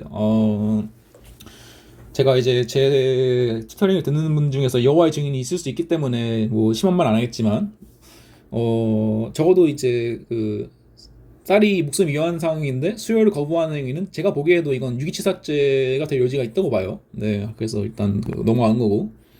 그래서 이것도 다 읽어보세요. 네, 무슨 뭐 고의 부분이나 차소점이나 이런 거 고의 부분 차소시기 이런 것도 읽어보시고. 그래서 사실 네 이것만 알고 계시면 돼요. 이것만. 네, 그냥 보호 의무 발생 근거.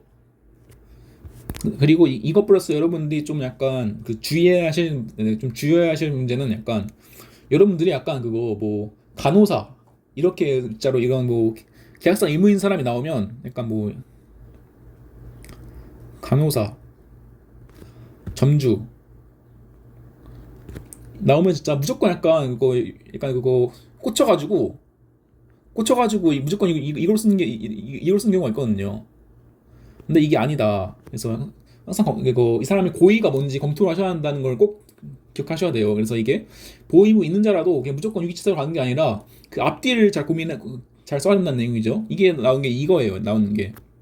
그래서 이게 이 부분은 그 공부한 사람이면 다 씁니다. 이거는 이제 그거 딱히 별 것도 없고 그냥 이 내용은 다 알고 있는 내용이에요. 근데 그 다 알고 있는 내용인데 여러분이 이제 중요한 거는 이 앞뒤를 어떻게 쓰느냐가 여러분들이 그 실력을 판단하는 요소죠. 그래서 이 유기치사죄 전에 앞에서 이제 이게 살인의 고의가 있었냐? 맞죠? 근데 만약에 이거 유기했는데 만약에 내가 얘를 그냥 뭐 주워 싸다 하고 이제 유기했으면 이건 부작위기한 살인이 되는 거예요. 근데 이제 그리고 이제 그렇게 앞에를 검토하고 만약에 근데 그 뒤도 검토해야 되는데 만약에 유기치사죄가 안 됐어요. 그럼 이제 유기치사가 안 되네. 그러면 이제 무죄라고 하는 게 아니라 그 다음 단계 넘어가지고 과실치사죄를 검토하셔야 된다는 거예요. 그래서 이 앞뒤를 잘 쓰자 내용을 말씀드려요. 그리고 이제 그거 강간을 유기한 경우도 되게 동일한 구조인데, 네. 이거는 제가 기억으로 아마 모의인가 나온 적 있을 거예요. 그래서 처음에 그게 강간 살인죄를 검토하고, 그 다음에 이제 그거 유기치사죄 검토한 다음에 뭐 이런 식으로 나온 구조가 있는데, 그것도 동일해요. 그래서 제가 말하는 거는 항상 근데 그 고의 내용 중요하다. 그래서 그거 앞뒤를 잘 쓰자. 그리고 고의 및 그냥 그거 뭐냐 어떤 죄가 없다고 해가지고 그냥 무죄를 쓰는 게 아니라 또 뭐가 있는지 한번 검토를 해보자. 네, 이렇게 풍부하게 검토를 해야. 네, 제가 말했죠. 약간 문제풀이 시간에 제가 굳이 10분이나 하려는 이유는 이런 걸 다 잡아내가지고 쓰기 위함입니다. 그래서 이런 것뿐입니다. 그래서 이거 읽어보시고 네, 딱히 할 말이 없네요. 이거는 그 다음에 나오는 게 학대죄. 이것도 여러분들 그냥 그거 이 학대죄가 사실 그거 계기도 안 나오고 여러분들이 사실 그거 모르면 못한 문제예요. 왜냐 이게 약간 뭐냐 되게 학대스러운 일이 벌어지면 여러분들이 그냥 다 이걸 들고 옵니다. 그냥 그거. 그래서 무슨 뭐 유기치상죄와 학대죄 무슨 뭐 경합법이나 되게 무슨 어디서 뭐 주워드는 거 있어가지고 막 그렇게 쓰시는데, 네, 그래서 이게 학대죄란 이게 그거 뭐라 해야지 약간 그 타 범죄 이 약간 그 범죄에 대해서 약간 보충적인 규정이에요. 그래서 이게 써 있는 게 이거 부호도자가 이제 그거 학대라는 건데 이 그거 학대는 이제 이거는 이제 그거 이게 그 중체포감금에서 이거거든요. 이건 뒤에서 뵐 거니까. 그래서 이게 그거 각행위보다 경한 개념으로 학대 속에는 이제 그거 폭행, 협박, 음란 행위가 포함되지 않는다. 근데 이게 여러분들 이게 폭행, 협박, 음란 행위가 처벌되지 않는다는 얘기 아니에요. 왜냐하면 그거 폭행, 협박, 음란 행위를 했으면 그거에 따른 별죄가 성립하는 거고 학대가 그냥 구작대를 검토할 필요가 없다는 얘기예요. 근데 그러니까 이게 폭행, 협박, 음란 행위 같은 거에 이르지 않은 정도인데 좀 되게 그거 심한 되게 그걸 했다. 예를 들어서 이제 뭐 아동이나 노인인데 내가 무슨 뭐 폭행이 협박을 했으면 당연히 그건 그냥 그 별도로 그냥 구제가 되는 거고 폭행 협박 정도 아닌데 무슨 예를 들어서 뭐 고함을 지르거나 아니면 되게 밥을 안 주거나 이런 식은 이런 거냐 이게 그 일종의 약간 그 육체적 정신적인 고통을 가하는 거잖아요. 그래서 그런 경우에만 이제 그 학대죄를 검토하는 건데 그래서 막 좀 학대스러운 일이 있다고 해서 무조건 학대죄를 검토하면 안 되고 그냥 이것저것 다 해봤는데 안 돼. 이거 정도는 이제 밥 안 준 것 정도는 폭행도 아니고 뭐 이거 무슨 것도 아니고 가혹행위도 아니고 근데 봤는데 이제 그 경우에만 쓰는 거예요. 그 경우에 이제 약간 그거 학대죄가 될 수 있지 않을까라고 쓰는 거예요. 그리고 이게 그나마도 안 나오는 게 왜냐하면 저희가 그 아동보호법에 따로 있잖아요. 그거 아동학대죄가 그래서 더욱더 안 나오는 개념이기도 하고 그리고 보통 이렇게 여러분들이 좀 배우쳐서 알겠지만 이렇게 되게 보충적인 내용의 규정은 잘 안 나옵니다 시험에. 뭐 비슷한 예시로 여러분 위협성 조학사유에서 어 전당행위가 있겠죠. 네 그거 약간 되게 진짜 마지막에 쓸 거 없어가지고 쓰는 내용 그런 느낌인데 그래가지고 제가 말씀드리는 거예요. 그러니까 모르는 일만 못한 범죄라고. 그래서 제가 그때 그거 기억나는 게 그거 제가 무슨 말한 그 약간 그거 간호사 떡 먹인 그거에서도 되게 학대죄를 쓴 사람이 되게 많았어요. 왜, 네.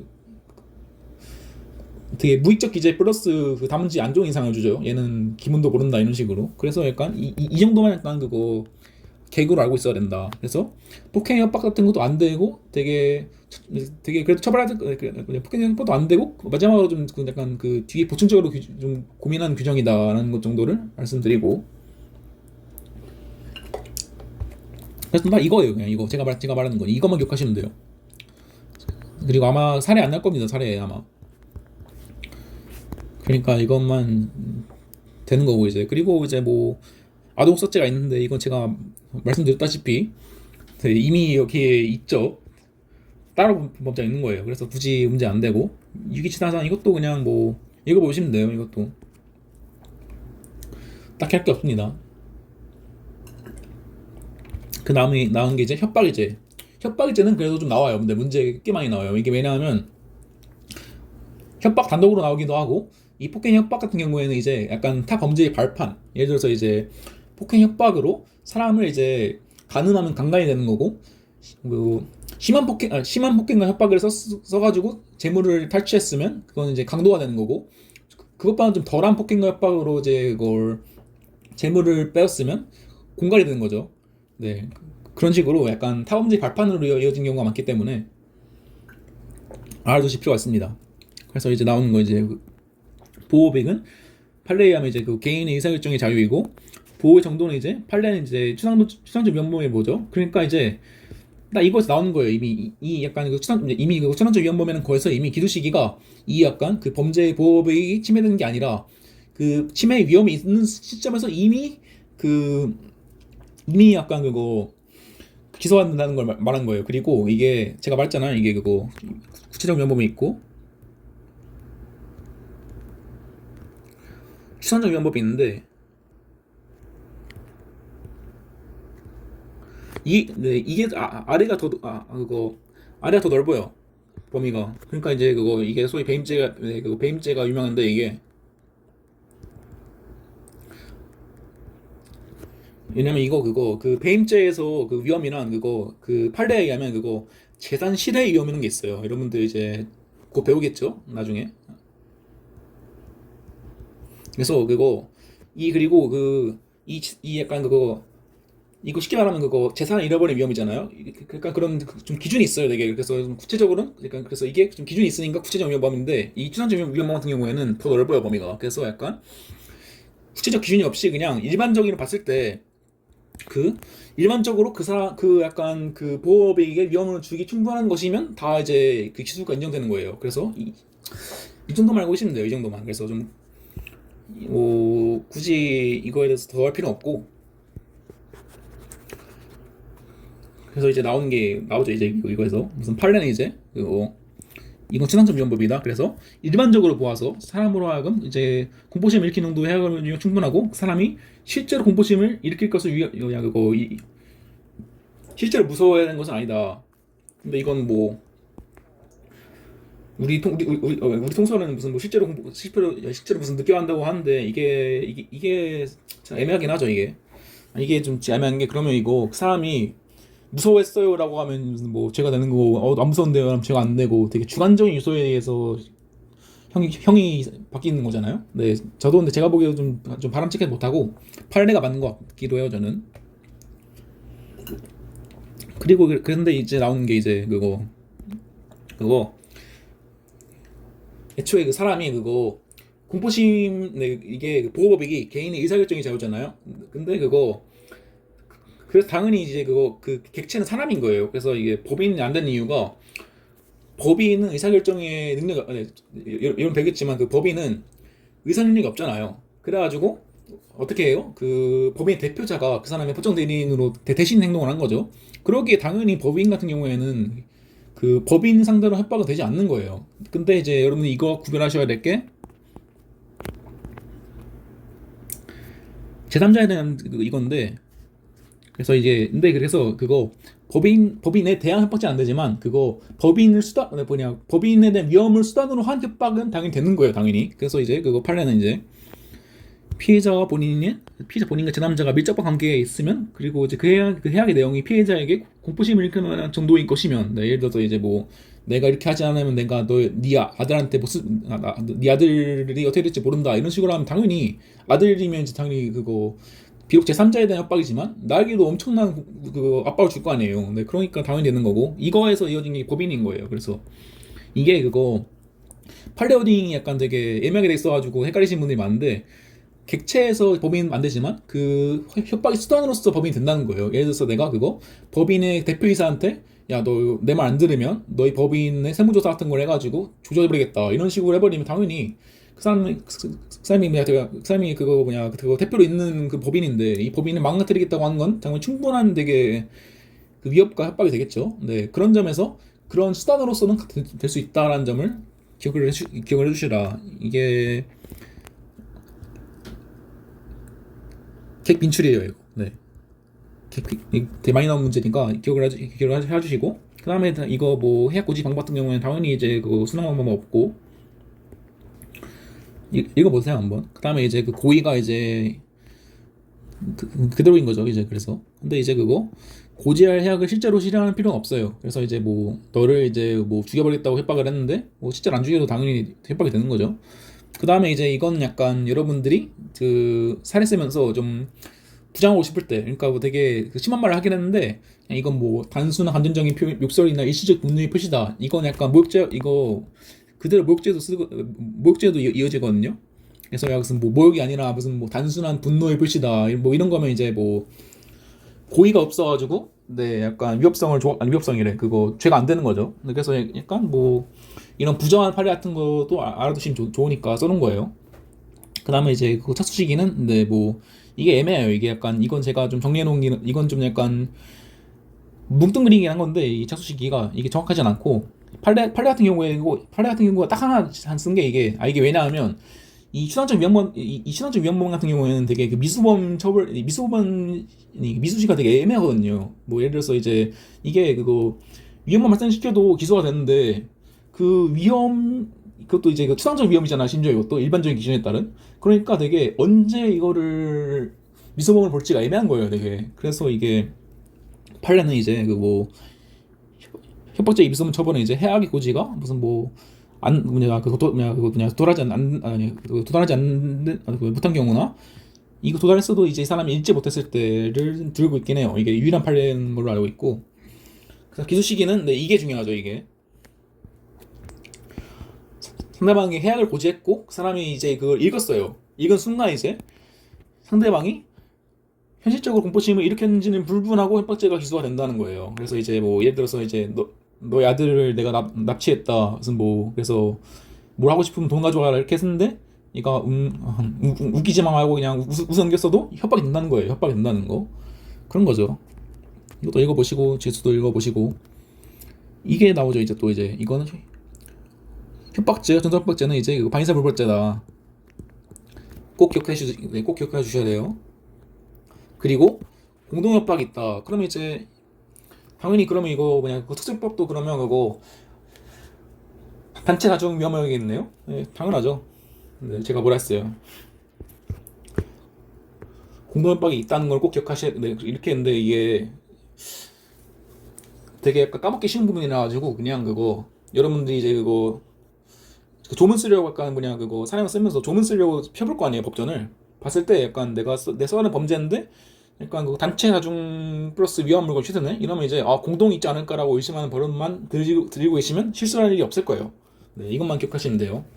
그거 플러스인데 네, 뭐 이렇게 공동 주거 침입, 공동 강요, 공동 협박 같이 잘 안 나오는데 공동이 들어간 범죄 정도만 좀 유의를 하시고 있으면 되는 거예요.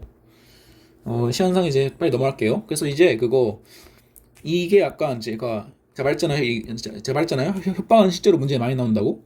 그래서 이거를 그 협박의 보호법익과 기소 시기 이런 것들 약간 되게 한 문단으로 녹인 거예요. 이거는. 그래서 이제 협박죄는 이제 의사결정의 자유를 보호법이기로 하고 그 보호 정도가 가능해가지고 기소 시기가 문제된다. 그래서 이제 다 나오죠. 이제 모든 게 협박의 정도 이제 보호법이 그다음에 기소 시기까지 다 녹여 쓴 거예요. 제가.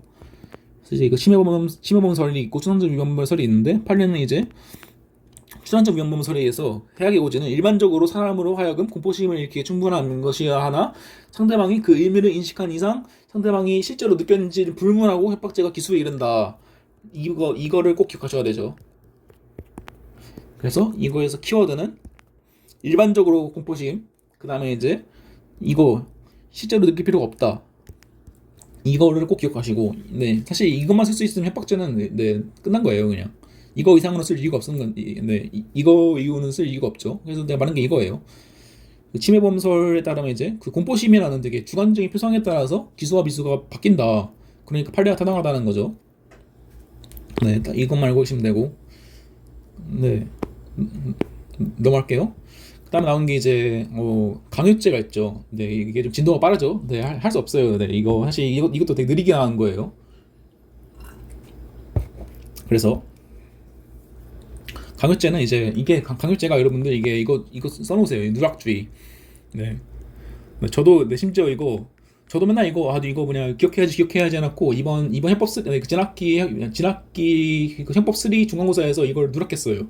네, 그만큼 안 보이거든요. 이게 왜냐면 이게 강요죄가 이런 이거 약간 학대죄와 비슷하게 약간 그 타 범죄 뭐 폭행죄, 협박죄, 공갈죄 이런 거에 약간 그 보충적인 규정이라 가지고 그래요. 이게 약간 다 안 되고 약간 그러면 이제 그러니까 얘가 뭘 되게 무슨 뭐 폭행이나 협박 같은 거로 되게 강압적으로 뭘 시켰는데 약간 폭행도 안 되고 협박도 안 되고 공갈도 안 되고 이렇게 되면 뭐 강요죄가 될 수 있지 않을까라는 생각을 할 수 있어야 되는 유래야 가지고 되게 그 책에도 아마 이 강요죄란 되게 보충적인 규정이라 써 있을 거예요. 네, 그래서 일단 이게 그래서 뭐냐 이게 그래서 폭행 협박으로 권리 행사 방해 또는 의무 없는 일을 하게 하는 게 이제 강요죄에 해당하죠.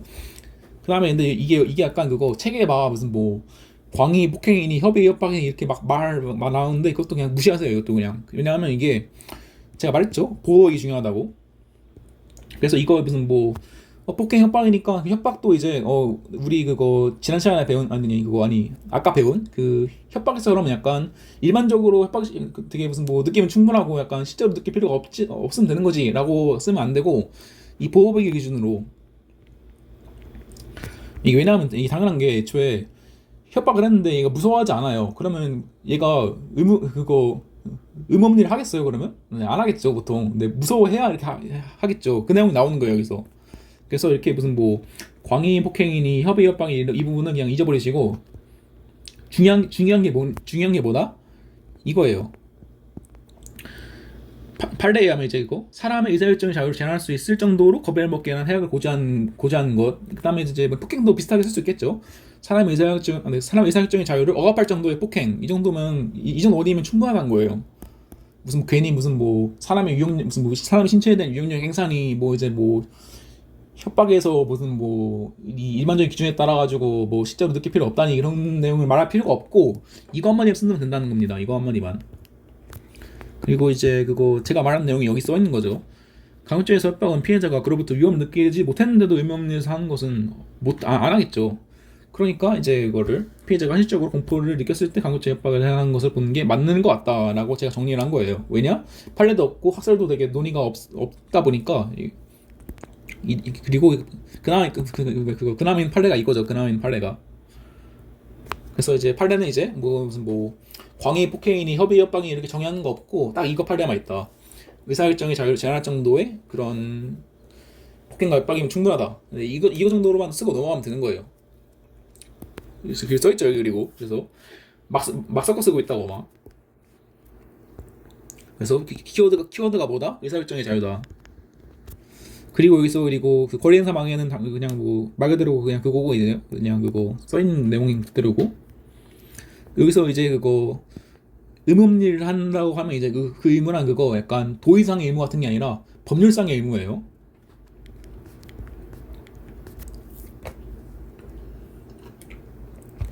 그래서 이제 그거 만약에 그거 폭행과 협박으로 법률상 의무일을 하게 한 경우에는 폭행 협박죄만 성립한다는 게 있죠.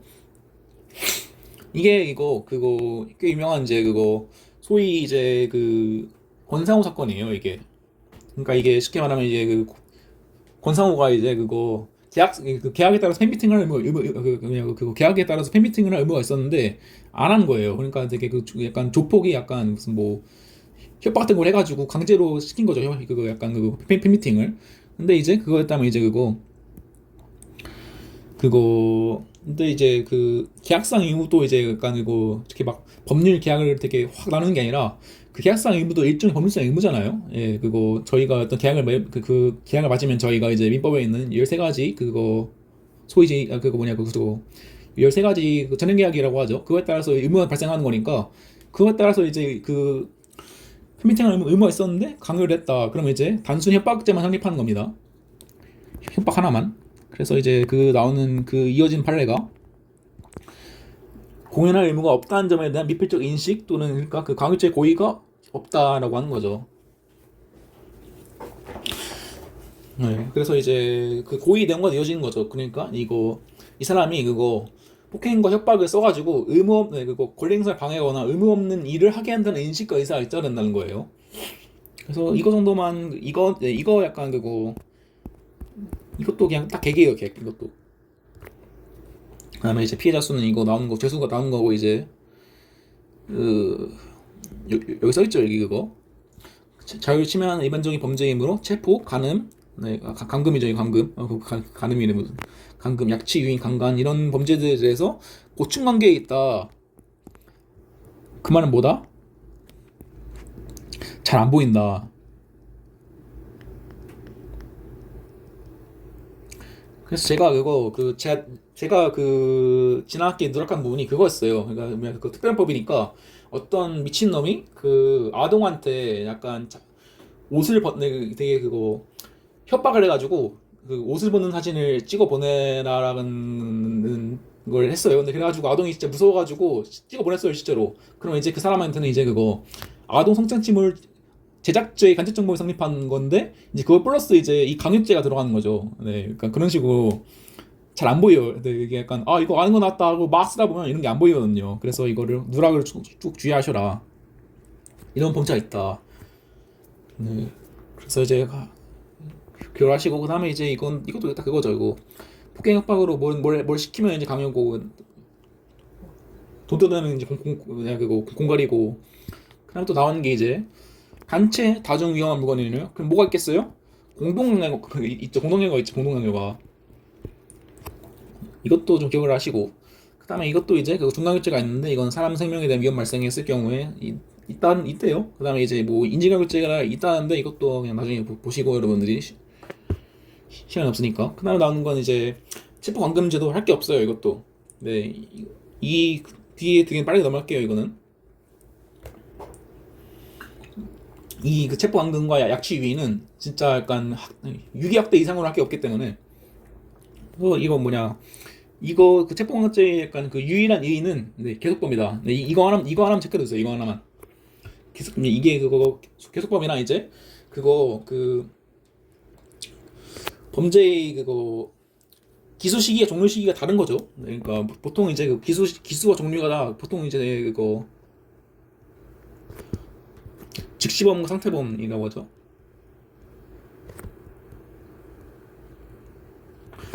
그러니까 이거 같은데 계속법은 네 글씨가 좀 날라가죠. 죄송합니다. 기수와 종료 다르죠. 그래가지고 이 기수 시기 기수와 종료 이 시간적 텀 안에 누가 이제 들어올 수 있다. 이런 구조만 이런 구조만 알고 계시면 돼요. 그래가지고 저희가 또 총론에 뭐 배웠죠? 승계적 공동정보 같은 거 배웠죠. 네, 그 부분도 뒤에서 네 저희 좀 그냥 그 총론 그 모듈에 있으니까 좀 가지고 보세요. 네, 그래서 이거 정도만 네, 약간 거의 약간 그거 약간 문제되는 계속범 중에서 거의 약간 거의 없죠. 문제되는 계속범 이거 외에는. 그래서 이제 나오는 게 뭐 주체 있고 개체 있고 그다음에 체포는 당연히 이거 구속을 하는 거고 감금은 못 나게 하는 거고 뭐냐 그거 착수한 시기는 이거 뭐냐 그거 타인의 시정 활동의 자유를 침해하는 행위를 개시할 때 착수가 있다. 근데 이것도 다시 판례가 필요 없는 거예요. 제가 뭐라고 그때 말한 것 같은데 이런 그거 착수 시기와 기수 시기 일반론적 설명. 착수 시기는 보호백에게 위험을 발생시켰을 그러니까 그 보호백의 침해에 대한 구체적 위험이 발생했을 때를 약간 착수한 시기로 보고 그 다음에 이제 기수 시기는 이제 그 보호백의 침해가 있었을 때라고 보는 게 일반적인 설명이죠. 물론 이제 이거는 그거 결과범에 대한 설명이고 위험 같은 경우에는 위험 발생만으로 기소가 된다 이런 식의 설명은 부가적인 거고 일반적인 기준으로 말했을 때 일단 그래서 뭐 기소 시기는 그래서 이 체포죄는 계속범위로서 이제 확실히 구속을 했다고 인정될 수 있을 정도의 시간적 계속이 있어야 된다. 뭐 이것도 또 알고 계시면 좋고 그럼 끝이에요. 그러면 끝. 그나마 나온 게 그래 딱 하나만 더 하면 이제 이거거든요. 이게 저희가 무슨 뭐 중강요죄, 중유기죄, 중상해죄 다 봤는데 그것들은 다 부진적 결과적 가정범위였는데 얘만 또 유독 결과적 가정범위 아니에요. 얘는 왜냐하면 그거 그 행위가 이거는 무슨 뭐 사람의 생명에 위험을 발생시켰을 때 처벌하는 게 아니라 이거는 그거 체포 감금에서 가혹한 행위를 했을 때 그 중체포가 인정되는 거기 때문에 네 진짜 웃기죠 법이. 그래서 이거에 딱 그 유일한 판례가 하나 있어요. 유일한 판례가 그 뭐냐 감금하고 옷을 벗기고 머리카락을 잘랐어요. 저희가 근데 그 배운 개념에 따르면 머리카락 자르는 거랑 옷 벗기는 건 상해가 아니죠. 네, 그거 왜냐하면 그거 상해란 이제 생리적 신체 아니, 그 기능을 훼손해야 되는 거니까. 근데 이제 충분히 가혹행위에 들어간다. 그래가지고 이제 이런 판례 하나 있다는 것만 기억해 주시면 돼요. 이것도 아마 네 이거 객 나오긴 해요. 네, 객 나오긴 함. 그래서 감금했는데 머리카락 잘랐으면 중체포 감금이다. 이거 정도 알고 계시면 돼요. 끝났습니다. 다음 나오는 건 이제 약취 유인 인신매매죄. 이것도 그냥 읽어만 보세요. 진짜 이거 진짜 할 거 없어요. 이거는 무슨 미성년자 약취 유인죄가 있는데 이건 그나마 좀 여러분이 아셔야 될 거는 딱 이거 하나. 그 상대방 부모가 아니까 뭐냐 그거 그 방법에 있어서 폭행, 협박 또는 불법적인 사실상 힘도 포함된다. 이게 왜 있는 거예요? 그거 이게 그 사안이 그러니까 이게 그거 그냥 그거 양육견이 그거 친권과 양육견이 엄마한테 있는데 그냥 아빠가 그냥 야 아들아 그냥 그거 따라와 그냥 우리 집 가자라고 데려온 거예요. 근데 그거 아들이 딱히 거부할 이유가 없겠죠. 특별한 일이 없으면. 그 경우에도 근데 약간 그거 폭행 협박을 안 썼는데도 약간 그렇게 그거 타의 그 부모의 그 양육권을 침해하는 행동을 했으면 그러니까 그냥 사실상의 힘으로 타 부모의 양육권을 침해하는 행동을 했으면 이것도 미성년자 약취 유인이 된다는 거예요. 그러니까 이제 넓은 개념이다. 그러니까 이거 뭐냐 이거 쓰면 되겠죠. 이거 미성년자 동의 받아도 이것만 적어두세요. 그리고 당연히 그거 자의사에 반해서 옮긴 경우에 당연하죠. 네, 당연히 네, 그거 이거 미성년자 약취유인자가 되겠죠. 그래서 나머지는 다 읽어보시고 나온 워딩이 이제 이거 약취 유인해가지고 시력적 지배를 설정한다는 것 정도만 약간 그거 이 워딩 말고 있으면 다 하는 거예요. 그냥 시력적 지배 설정. 그래서 이게 그거 장소 이전이 꼭 필요 없다라고 하는 거예요. 이게 그러니까 쉽게 말하면 그거 이 사안이 그거거든요. 부모와 아들이 살고 있었는데 들어와가지고 그냥 아이고 씨. 네, 아이고 아이씨 그래 이게 바쁘니까 이게 집에 살고 있었는데 누가 들어와가지고 부모를 내보내고 그냥 이거 아들하고 같이 사는 거예요. 그러면 이제 아들은 이제 그 집안에서 계속 있었지만 그러니까 무슨 뭐 장소가 이전한 바 없지만 그래도 이제 실효적 지배가 바뀌었으니까 약주인에 해당한다 이런 판례가 있는 거예요. 이것만 알고 계시면 이제 끝났습니다. 나온 거 이제 뭐 나오는 거 뭐 추행 가능 뭐 결혼 목적 약취유인죄 이건 그거죠. 그냥 소위 말하는 보쌈이죠. 되게 낡은 규정이라는 걸 말씀드리고 나머지는 다 읽어보시면 되는 겁니다. 네, 이제 그렇게 약취 유인까지 되게 패스트하게 봤고요. 근데 지금 보니까 확실히 진짜 시간이 부족하네요. 네, 이게 8주 안에 아니 8주 안에 끝나야 되기 보니까 이게 지금도 이게 약취 유인 유기약 때 이런 쓸모없는 거 하는데 이렇게 시간이 오래 걸리면 이거 근데 뒤에 내용을 어떻게 할지 되게 두렵긴 한데 아무튼 최대한 간략하게 좀 빨리빨리 넘어가도록 할게요. 그리고 근데 그거 이번 주 사례는 네 그거 딱히 볼 게 없고 사실 내도 약간 총론 문제 나오기 때문에 이번 주 사례는 넘어가고 이제 다음 주부터 사례 문제를 드릴 테니까 네 그때까지 좀 충분히 휴식을 취하시고 그리고 말씀드렸다시피 이제 2주 3주 차는 제가 실무 수술을 나가기 때문에 좀 약간 강의가 좀 늦을 수 있다 아니면 강의가 밀릴 수 있다는 것 정도만 네 양해 부탁을 드리면서 이번 수업을 마무리하도록 하겠습니다. 네 감사합니다.